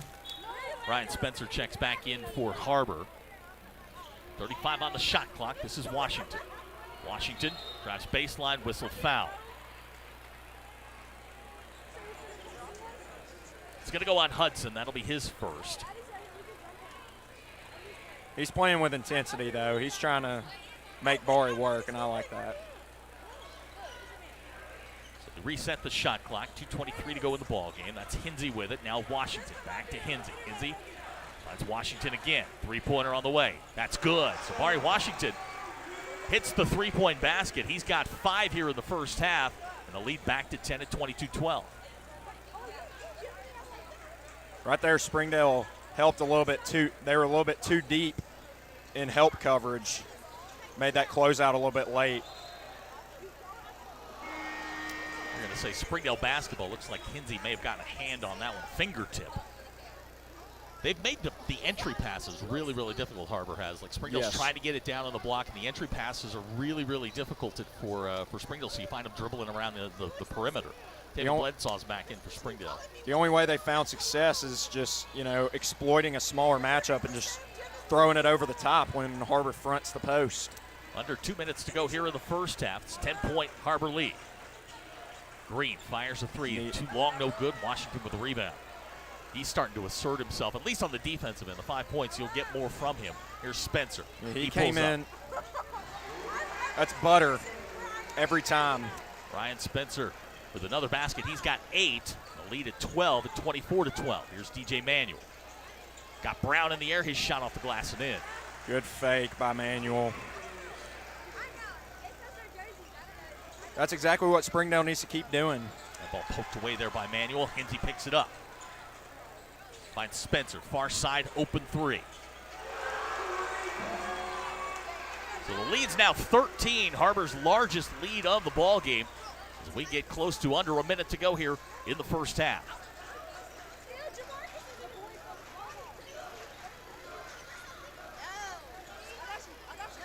And we'll get it back to Green, top of the key. Nice cut off there by Spencer. 15 to shoot for Springdale. There's Bledsaw. Manuel. Three-pointer on the way. Shot rattles in good. So DJ answers back with the three. Exactly what I've been talking about. Getting into the paint, driving and kicking for an open look. A 1 second difference between shot clock and game clock. Springdale comes to trap. Hinsey all the way to down the lane. Shot off the glass and in. Nicely done. Tough shot. Shot clock's off. Springdale going to hold for the last shot. 12 seconds to go in the first half. Landry finds Green, top of the key. Thought about the three. 3 to shoot. Finds Leia 2. Shot at the buzzer's good, and that is how the first half will end. Our score after 2 quarters. Har-Ber 29, Springdale 19. We'll be back. You're watching the battle for Springdale on Springdale Athletic Foundation Television.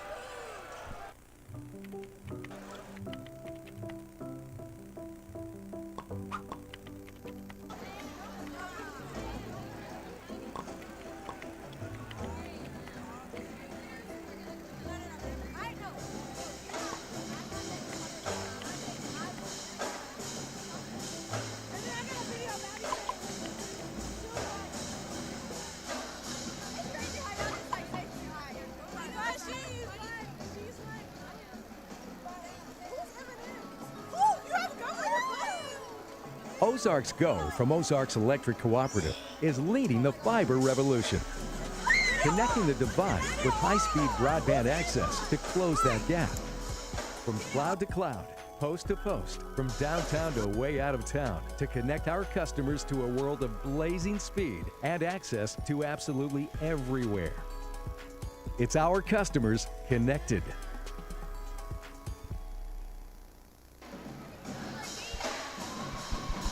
Halftime score, 29-19, Har-Ber with the lead. As is one of the great traditions here in the Springdale School District. Silver Stars are going to perform at halftime.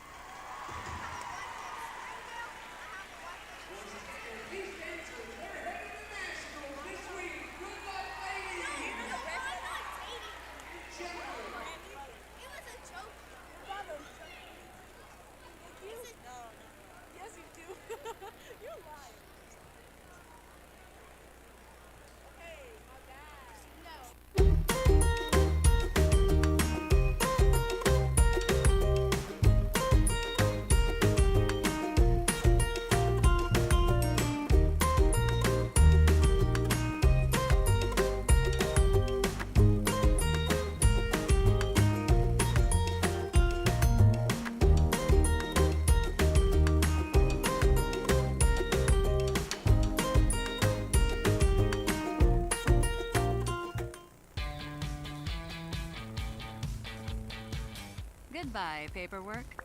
Hello, convenience. Farewell, waiting. Hello, personal service. Catch you later, dreaming. Hello, planning. Buy your dream home, connect with a personal banker, and easily schedule an appointment with digital tools from Arvest Bank. Goodbye limits, hello possibilities.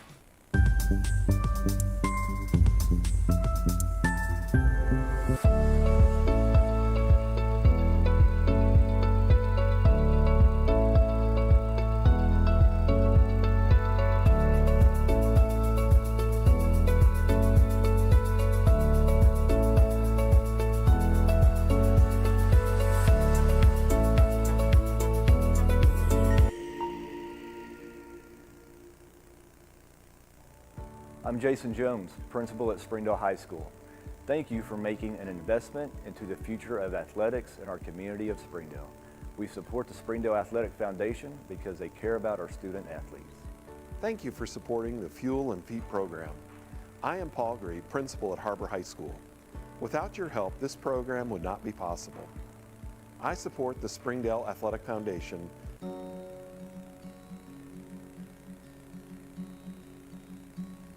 Hometown. That word still means something here. It means we're neighbors. We do the right thing. We care about your family. And you deserve the very best every time you walk in the front door. Harps. Hometown fresh. My name is Adobe, and this is my Chick-fil-A success story. When I started as a team member, I was pretty shy and struggled with my confidence. And now, that same shy person, she owns her own Chick-fil-A restaurant. In Springdale, school feels like home. Because here, safe neighborhood schools mean we don't just teach class, we teach your child. We have the resources and pathways to fuel any passion. We're small enough to know exactly who you are and big enough to get you exactly where you want to go. Come home to Springdale Schools. Accidents are never planned. But no matter how small, every emergency that involves a child is a big deal. It's everything. That's why we're here. Arkansas Children's Northwest offers the only pediatric emergency room in Northwest Arkansas with fast access, pediatric experts, and kid-sized care. Peace of mind when you need it most. Thank you for supporting the Fuel and Feet program. I'm Jared Park. Without your help, this program would not be possible. I support the Springdale Athletic Foundation because they care about our student athletes. Hi, my name is Brett Hobbs. I'm the head football coach at Springdale High School. Thank you for making an investment into the future of athletics in our community of Springdale. We support Springdale Athletic Foundation because they care about our student athletes. The Fuel and Feed program raises money to help pay for pregame and postgame meals for kids and coaches. In addition, we raise funds to buy athletic footwear for the students to compete in. I'm Donald Tucker, Executive Director of the Springdale Athletic Foundation. Please take this time to help our students and coaches. Visit the link on the screen to donate now. Thank you for your support. On behalf of Springdale Schools Athletics, I want to say thank you. We start the second half here, 29-19, our halftime score. He's David Simpson. I'm Zach Barnes. Glad to have you along here on Springdale Athletic Foundation Television. And second quarter belonged to Har-Ber. Knocking down open shots. Springdale's defense kind of got a little ragged there, but and Har-Ber made them pay. Yep. Finally got a little bit of rhythm going offensively. And that's in these games, in particular, these games they get physical. Rhythm's a big thing, and then you saw Jabari Washington start to assert himself. Ryan Spencer, I don't think he's missed in the first half. He's been terrific, and we talked about T.D. Mosby there in the first half, playing kind of that energy guy. Yep, got to be tough if you're going to play in this league. If you're not tough, you don't play. It's just how it is in this kind of conference. For Springdale, had decent looks, haven't been able to get the shots on. Kind of the same story we had in the girls' game. Springdale's got their work cut out for them, obviously down 10 here. But David Bledsoe, somewhat of a non-factor here in the first half. I expect him to come back strong. He was quiet. Yeah, really, really quiet. He's been, the Robin to the Batman for Orion here in the first part of the season. Springdale's they've got their work cut out for them. Haven't hit a three in the first half. Kenyon Thomas had 7 of them when they played Heritage earlier this year. He hasn't gotten a shot off yet, so.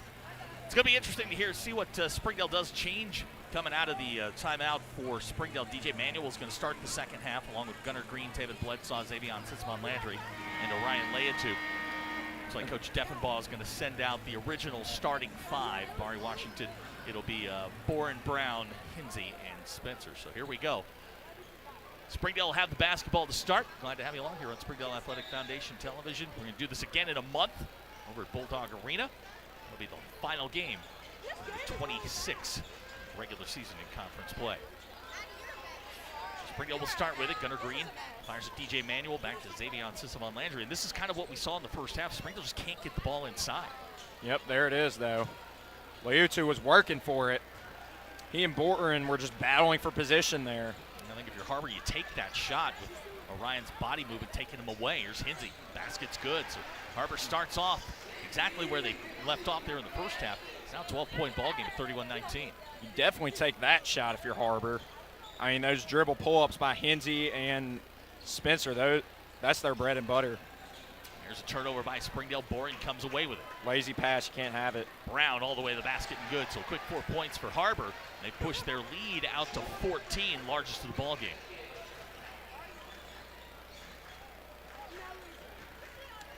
Minute gone here, third quarter. Sismon-Landry's got it. This is Gunnar Green looking down low for Orion. Springdale going to turn it over again. So not exactly how Springdale wanted to start the second half. Good defense there by the Wildcats. You've got to take care of the basketball. It's a must in this 6A West. Here comes Kenyon Thomas. DJ Manuel going to take a seat. Kenyon Thomas, the best long ball shooter Springdale has. As Hinsey finds Brown. Trying that backdoor cut. Now they got Hinsey outside the arc. Looking down low for Washington. Hinsey Down low to Washington. On the block, triple team, loses control of the basketball. Now he drives. Basket, up and good. Barry Washington with a reverse layup, and the lead is now 16. 90 seconds gone here in the third quarter. We're going to get a timeout, Springdale. 6:27 to go in the quarter. We'll be right back. You're watching the battle for Springdale on Springdale Athletic Foundation Television.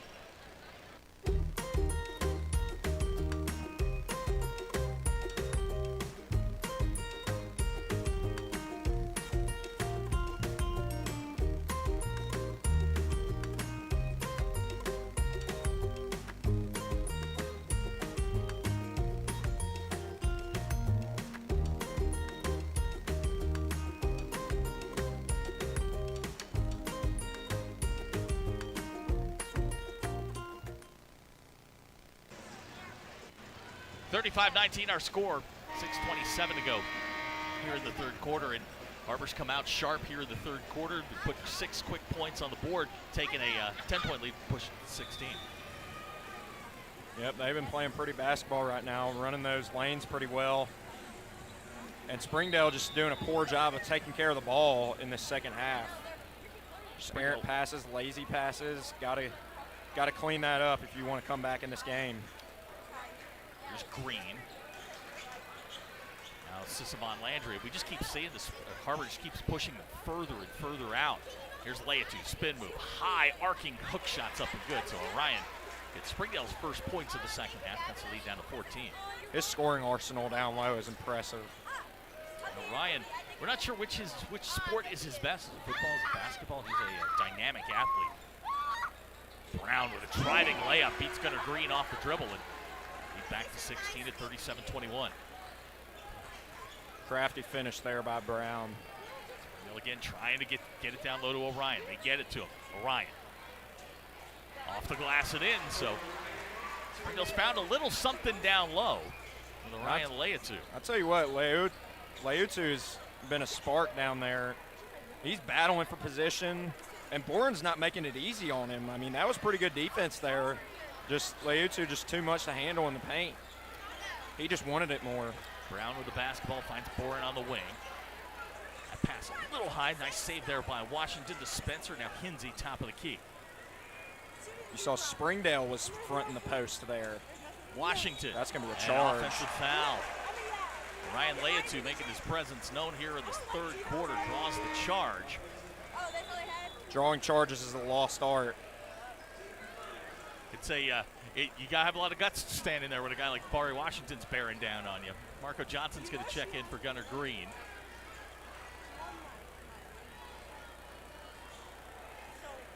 Three minutes gone here in the third quarter. 14-point Wildcat lead. Wildcats looking to go to 5-2 in the league. Springdale trying to get back to 500. Here's Orion. Little up and under move. That's no good. Ball batted around. It's finally going to be controlled by Hinsey. He'll bring it across the timeline. Brown on the wing. Now Spencer. Spencer drives center all the way to the basket. Whistle foul. Shot's going to be no good. They're going to say with fouls on the floor. Let's see who it's on. Savion Sisavon Landry picks up the foul. That's going to be his first.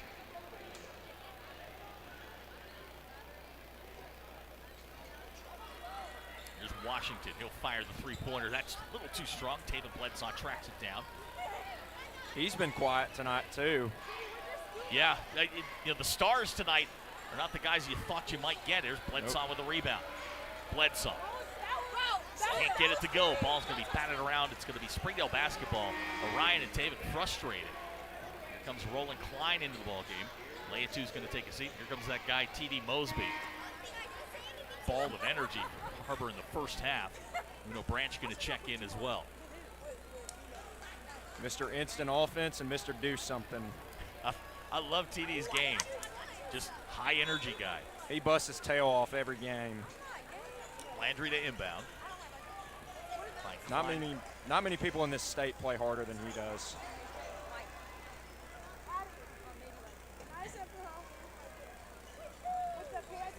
This is Landry with it, working on Mosby. Landry to Kenyon Thomas. Basket's good, and the foul, so the three-point basket's good, and it's going to send Kenyon to the line to try and make it a 4-point play. And you see, that's the type of gravity that Kenyon Thomas has. You know, that he's a marksman from beyond the arc, that you run at him and you foul three-point shooter, and he knocks it down. Kenyon with a chance to get this thing back to 10.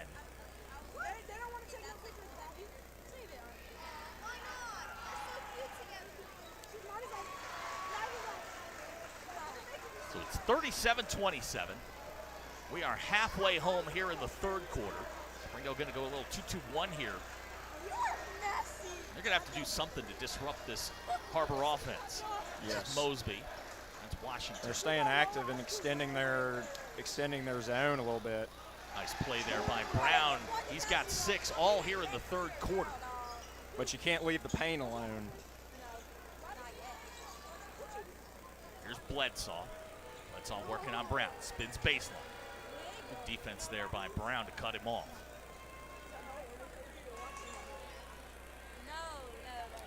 Landry. We get Mosby for the foul, and I think if you're Coach Deffenbaugh, you don't mind that foul very much. Yep. Make it as difficult as possible. He was over on the sideline trying to get his guys fired up to, you know, keep the intensity on defense. Leatu's going to come back in for Springdale. Klein's going to take a seat. Looks like Hinsey's coming back in for Har-Ber. J.D. Mosby will go to the bench. Coach Deffenbaugh waiting for him as he comes to the bench. How many fouls does he have? He might be in a little bit of trouble. I think it's 2 on him. Yeah. Check that in just a second. It's at least 2. I know that for sure. Landry tried the lob to Bledsoe, cut off there by Washington. Washington on the drive. Downhill. That one's going to get knocked out of bounds. And let's see, it's going to be Springdale basketball. That time, Barry's just got to see the floor a little bit better and probably make that extra pass. We're just trying to force drive. 3:07 to go here in the third quarter, and the points well taken. That's just one of those things. Sometimes he gets downhill and he's so strong, and they're going to get a blocking foul. Wow. Yeah, Brown's going to get whistled for the foul. I thought Tevin got away with a little bit of a hook there. Basket's good and the foul. Coach Deffenbaugh is beside himself. Like that. I find that, last year Coach Scott for Springdale was Coach Deffenbaugh's lead assistant. I find their body language and sort of the animation between the two of them, they're almost identical. They are. We're going to get a timeout here. 39-29, our score, 2:57 to go third quarter. We'll be right back. You're watching the battle for Springdale on Springdale Athletic Foundation Television. During the Great Depression, nothing came easy. But with just 5 cents, an old truck, and a load of hay, John Tyson and his family found a way to deliver quality chicken to other hardworking people. Today, Tyson continues to find new ways to help put a chicken in every pot. Because people deserve farm-raised chicken of the highest quality. At Tyson, we remain committed to this simple promise: to always keep it real, to always keep it Tyson. 2:57 to go here in the third quarter. 39-29 our score. David Bledsoe's at the line. He'll shoot 1. Try and get this thing back to single digits for Springdale. No changes in the lineup for Springdale or Har-Ber. That last call was not appreciated by the Har-Ber faithful. But we were talking about it. Tevin got the wing out a little bit, but can't get the free throw there. But they let that go. In a game like this, it's going to be physical. Yep. From my angle, it wasn't a full extension of the forearm, so probably not enough to call it an offensive foul. So after the missed free throw, the lead stays at 10. This is Hinsey to Boren. He'll drive baseline. Boren trying to clear some room. Can't get it to go. Nice play in there by Brown to come away with it. He's been big here in the third quarter. Yes. There's Washington. His shot's good. Effort plays like that win ball games, Zach. Credit Brown there. He has been all over the place here in the third quarter. David Bledsoe answers back with a 3. Maybe that'll get him going. David, talk about energy, guys. Not only skilled, but he is one of Springdale's guys that has to get going. The Dogs are going to do anything here in the second half. 2:10 to go in the third quarter. This is Bourne baseline. Cut off there. Washington at the foul line. And we're going to get a blocking foul on Bledsoe. That's going to be his second. Seemed like kind of the same call down on the other end a while ago. Yeah. 2:01 to go here, third quarter. We got a good one going here. Yep. 41-32. Springdale, they've quietly cut it to 9. And there's another turnover. Yeah. We've seen that a lot today. Just, things that these teams don't normally do. You put it into a rivalry game in this kind of environment, you're going to get sort of that kind of play. But here comes Spencer back into the game. Branch is going to go to the bench. 1:59 to go. It's going to be Springdale basketball. Dogs have a chance here to get back in this thing. Get it down to 2 possessions. This is Landry with it. It's Johnson. And so Kenyon Thomas back to Xavion Sissamon Landry. These 2 teams offensively very much the same. They run the same system. Here's Bledsoe. Kenyon can't get the 3 off, finds Landry. Down low to O'Ryan. Lay it to. Looking for help. 9 to shoot for Springdale. 5 to shoot. Springdale gonna have to get a shot off here. Here's Johnson on the drive. That shot knocked away by Bourne nicely, and here come the Cats the other way. We've seen a number of those possessions for Springdale where it just gets bogged down. Yep. Just not enough ball movement and player movement tonight. Down low to Brown for an easy 2. He has been huge here in this third quarter. He's got 8 points all in the quarter. Yeah, like you said, both these teams play similar systems, but the difference has been the quality of shots in this game, and there's a quality shot. Play there from Xavion to O'Ryan to answer back. Har-Ber's just gotten more high percentage shots than Springdale tonight. That was one there. Springdale's done a much better job of generating better looks. This is Washington. Board at the elbow.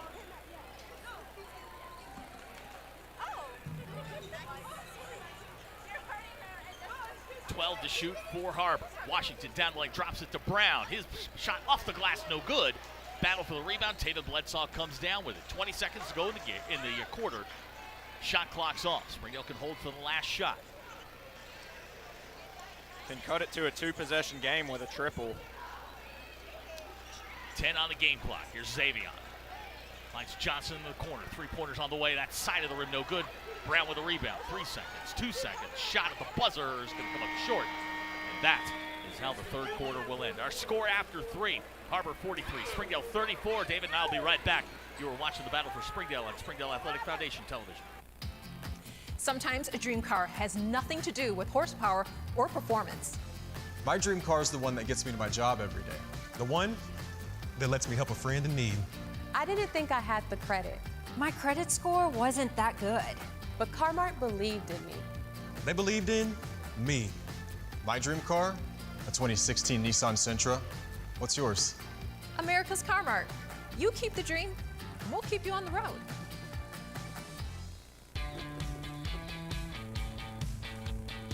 Goodbye, guessing. Hello, confidence. So long, stress. Hello, security. Farewell, running to the bank. Hello, banking from anywhere. Get a quick view of your balance, block lost debit cards, and quickly deposit checks anywhere, anytime with the highly rated Arvest Go mobile app from Arvest Bank. Goodbye, limits. Hello, possibilities.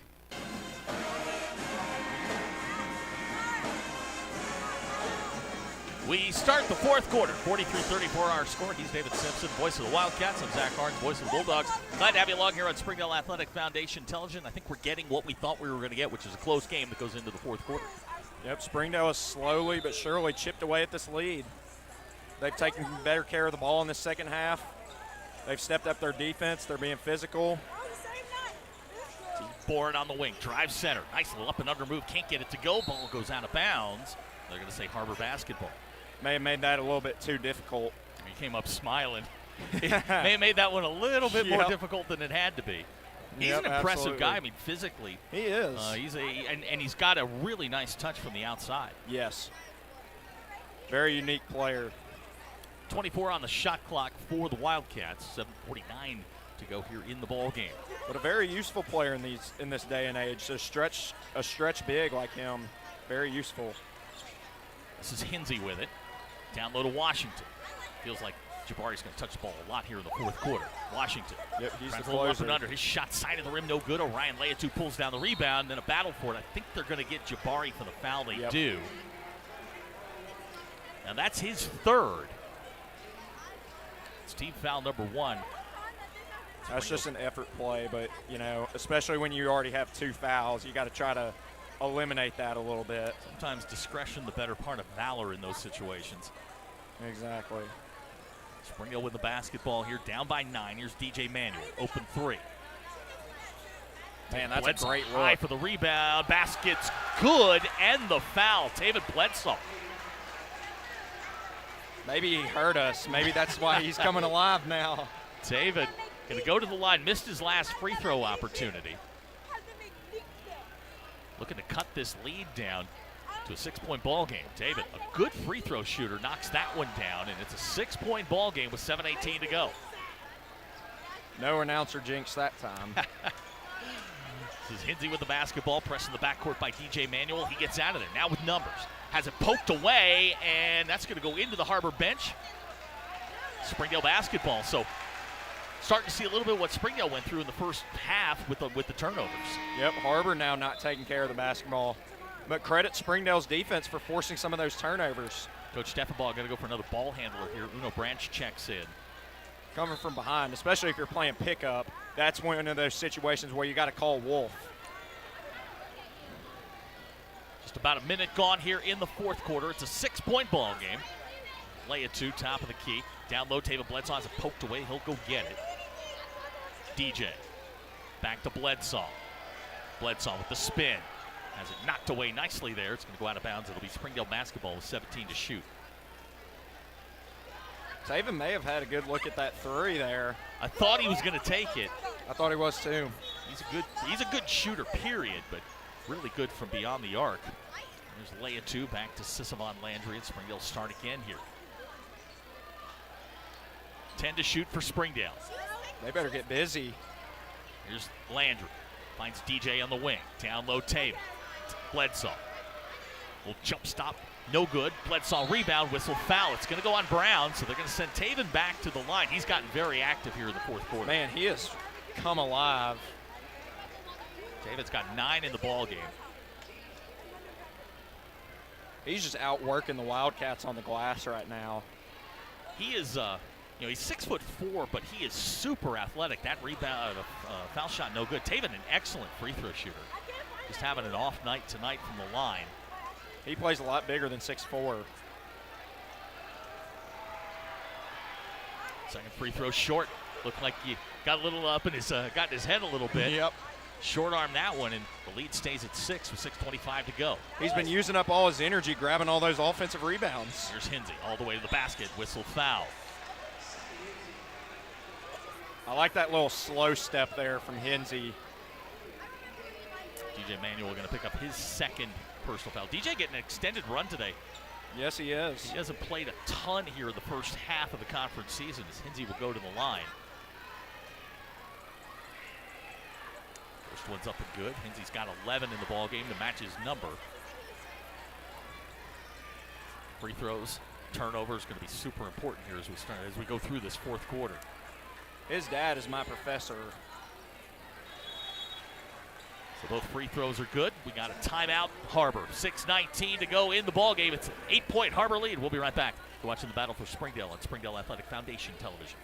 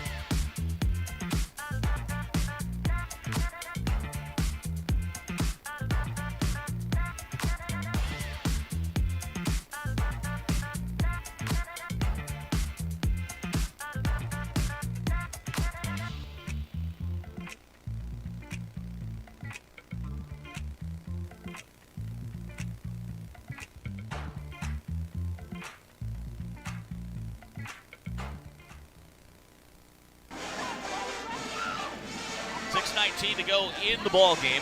8-point Har-Ber lead. Those 2 free throws right there, the 2 misses by Tevin, and then the 2 makes by Hinsey. That's one of those things as we go through this fourth quarter. It's going to be huge. Got to make your free throws. That's a 4-point swing. That's massive in a close game situation like this. So Savon Landry brings it across the timeline. Going to drop it down low to Orion. Orion. Kenyon on the far side. Thought about the 3, now drives on Hinsey.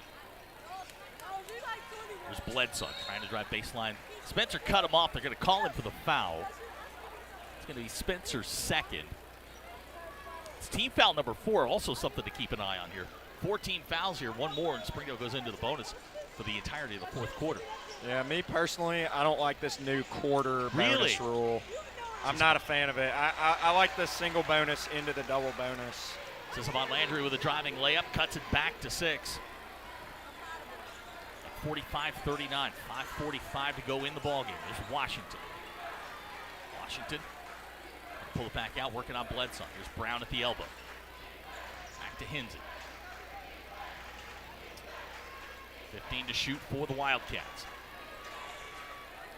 Drops it down low to Washington. Washington back to Branch. His 3, too strong, no good. Bledsoe with a rebound. Stagnant offensive possession there from the Wildcats. Yeah, haven't seen a lot of that from Har-Ber so far. Here's Bledsoe down low. More so Thomas. in the second half. 3-pointers, too strong, no good. Spencer with a rebound. Can't leave him alone. Kenyon doesn't miss those wide open ones very much. Nope.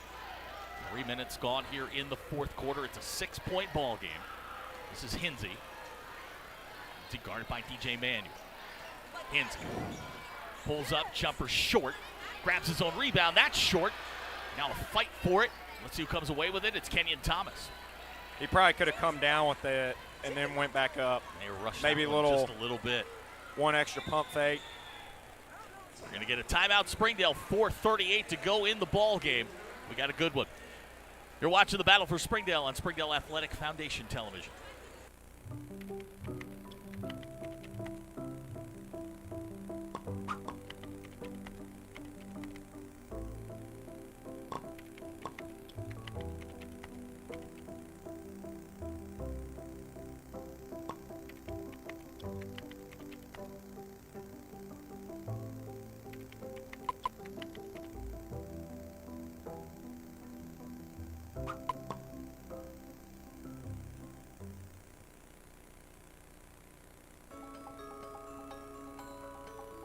Ozarks Go from Ozarks Electric Cooperative is leading the fiber revolution, connecting the divide with high-speed broadband access to close that gap.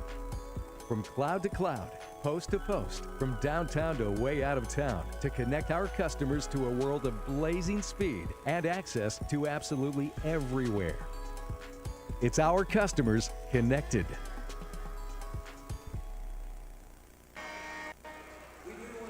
.438 to go in the ball game. 45-39. Springdale's got the basketball. 28 on the shot clock. Gunnar Green's checked back in for Springdale. Haven't seen a lot of him here in the second half. He came out with some energy early in the first quarter. And I believe, Zach, that Springdale is winning the second half 20-16. I think Har-Ber's only scored 16 in the second half. There's Leia 2, drops it to Bledsoe. Bledsoe at the rim, shot good, and the foul. Wow, now they're going to wave it off.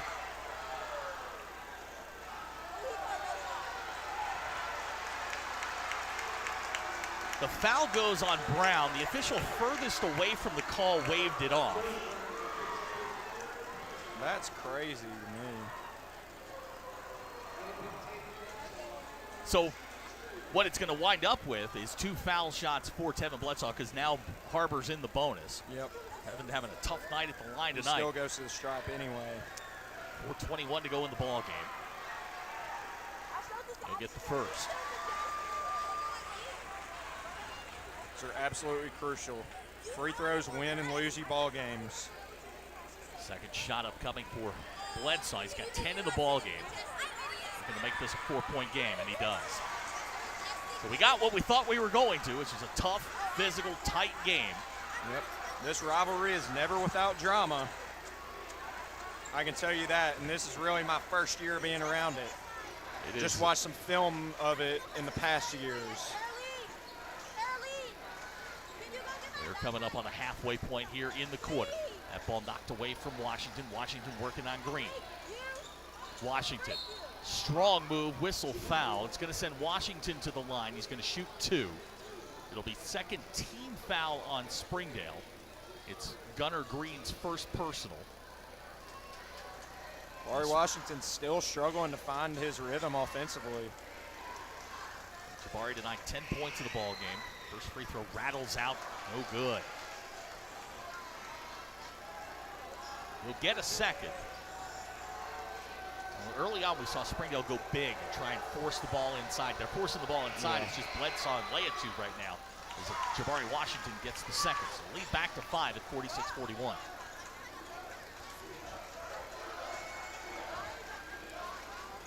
This is Bledsoe on the wing. Leatu around to Sisavon Landry. Xavion back to Gunnar Green, top of the key. Springdale with 15 to shoot. Sisavon finds Bledsoe. That shot blocked there by Boren. Kinsey comes away with it. They find Ryan Spencer all the way in for 2. Something we hadn't seen a ton of was Har-Ber beating Springdale down the floor, and they get it at a crucial time to push the lead to 7. Yep. We saw that in the girls' game, but not the boys' game. Landry down low. Here's Leatu. Turnaround hook shot good. Ryan Leatu. He's got 13, and we get a timeout. Springdale, 3:08 to go. That is tough. We got a great one going on. We'll be Yes, right we back. do. You're watching the battle for Springdale on Springdale Athletic Foundation Television.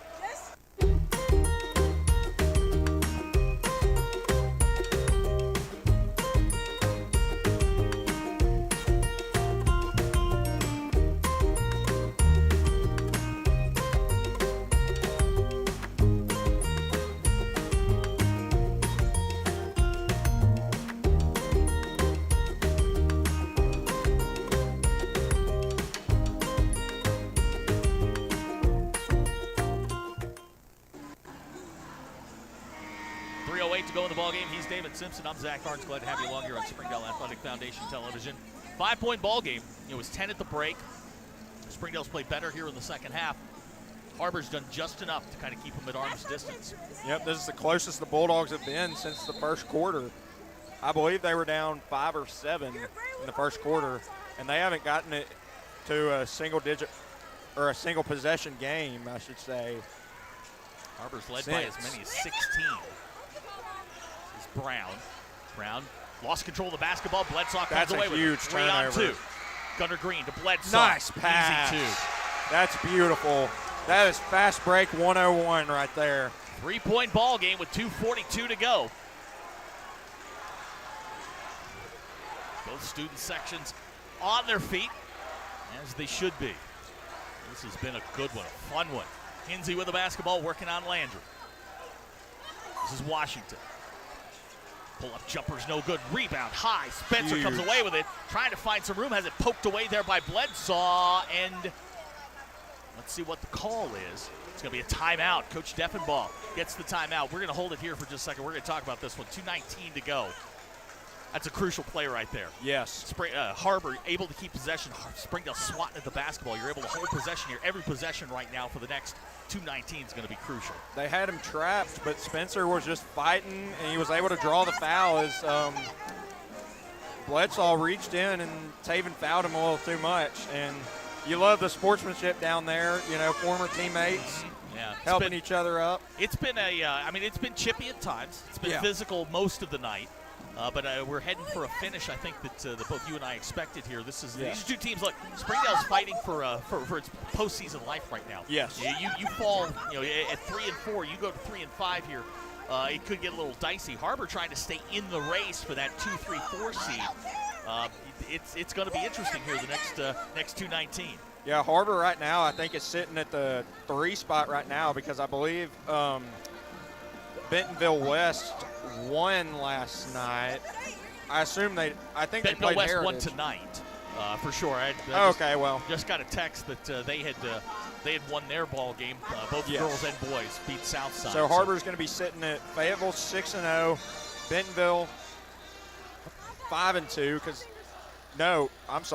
Bentonville's behind Har-Ber. Anyway, let's get back to it. Bourne with the basketball. Shot clock didn't reset. There's 25 on the shot clock for Har-Ber's. Hinsey's got the basketball out high. Here's Spencer, going to drive center. Spencer going to cut all the way across the lane, give it to Bohr, and they'll take it back out. I don't know that you can go into the stall here. No, too early for that. Knocks down the man, that's a huge basket. shot. Now, Ryan Spencer has been money tonight. He's got 16, and the lead back to 6. He's been clutch this year. He had some clutch buckets against Bentonville in that heartbreaking loss over at Tiger Arena. That's going to be a foul. That is. They're going to get Hinsey for the foul. That's going to be his second. It's going to send Gunnar Green to the line. Har-Ber in the bonus. That's their 6th personal foul of the quarter. 1:44 to go in the ball game. You know, you look at Ryan Spencer. He's very slight. I mean, he's still a young. I mean, he's still a young basketball player. As he starts to fill out, that body is going to serve him very, very well. Well, let me correct you a little bit. He actually is a senior this year. Is he a senior? Yeah. Oh my gosh, I'm getting old. I remember him as a freshman. Oh my gosh, I am getting to be an old man. Oh, I remember him when he was just a tiny little freshman, knocking down shots from everywhere. Green can't get the first to go. I may be a little bit younger, but I've got some things that make me feel my age too. So the second free throw is good. Green's going to check out. The lead is 5 at 51-46. Hinsey's got the basketball. Har-Ber now can work the clock a little bit with a 2-possession lead. Yep. Here's Hinsey. Only 90 seconds. She can't afford the turnovers and the easy baskets. You want to get a good shot, though. You want to milk clock, but you also want to get a good shot. This is Hinsey. And we're going to get a whistle and a foul on Landry. It's not a good foul by Xavion Sisavon Landry. That possession was going nowhere. Hinsey was just dribbling out the clock there. Nowhere to go, and then you reach in and foul him. That resets the shot clock. Yeah, and that's probably the most important point, to your point, is the 35 seconds back on the shot clock. Yeah. Now they can just do it again. Now you really don't care too much about a good shot, but you got one there. Jabari Washington with the 2. Hit his head on the way down. Up slowly, still back in the backcourt. Here's Bledsoe. Manuel. His 3. Good. Huge DJ shot. Manuel cuts it to 4. And a timeout, Springdale. How big has he been in this game? DJ has not played a ton, but boy, that's a big shot. 1:02 to go in the ballgame. It's a 4-point Har-Ber lead. We'll be right back. You're watching the battle for Springdale on Springdale Athletic Foundation Television. Goodbye, paperwork. Hello, convenience. Farewell, waiting. Hello, personal service. Catch you later, dreaming. Hello, planning. Buy your dream home, connect with a personal banker, and easily schedule an appointment with digital tools from Arvest Bank. Goodbye limits, hello possibilities.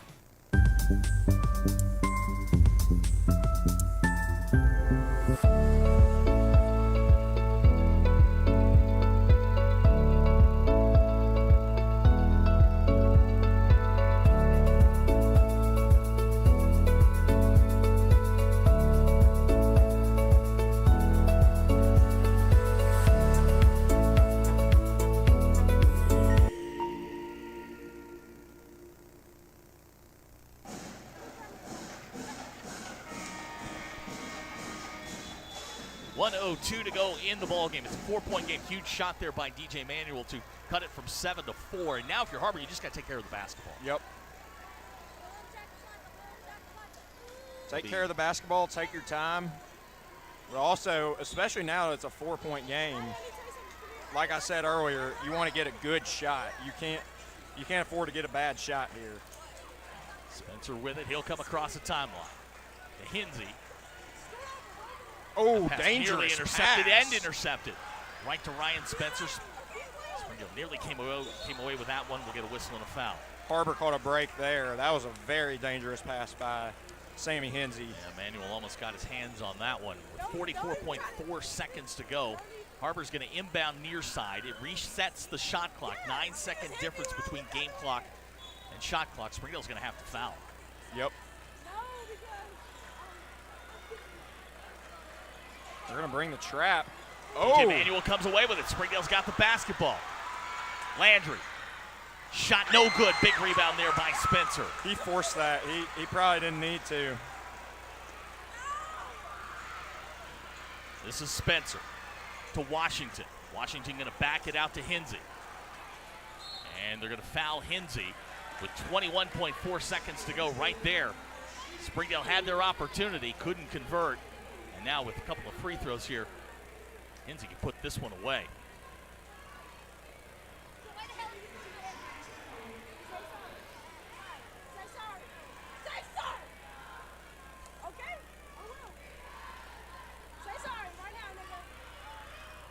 Hinsey's first free throw spins out no good. Second free throw coming up for Sammy Hinsey. Either way, this is going to be a two-possession game.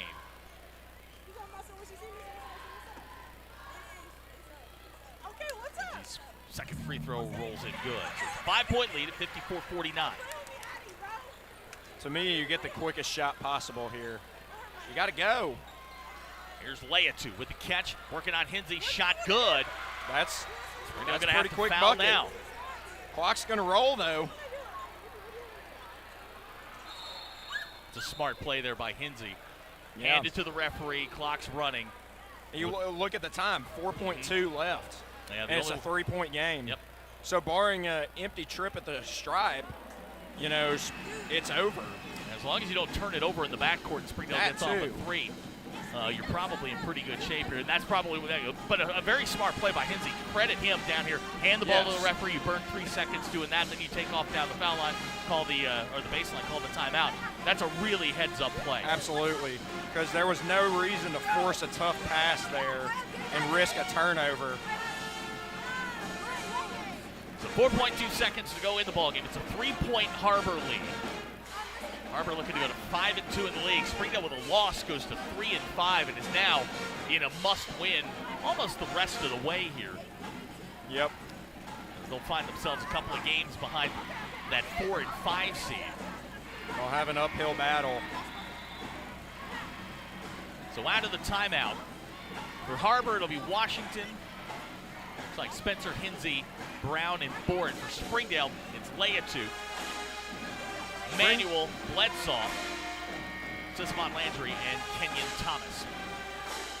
Both teams in the bonus, so any foul is going to send either team to the line. Brown will inbound. Spencer with a catch. They're going to foul him with 2.4 seconds to go, so one free throw ought to do it. Har-Ber's going to get to go to 5-2.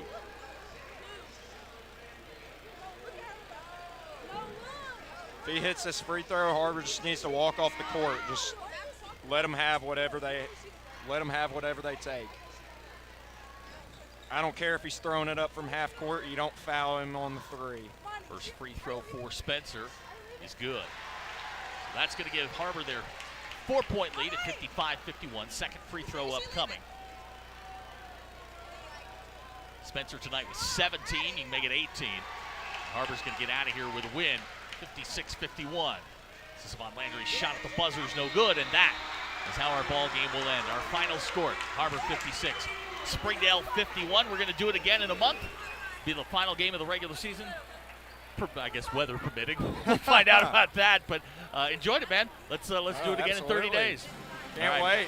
For our entire SAF crew, we hope you enjoyed it. We will talk to you next week when these teams start the home stretch of the 6A West Conference. Hope you enjoyed it as much as we did. You've been watching the Battle for Springdale on Springdale Athletic Foundation Television.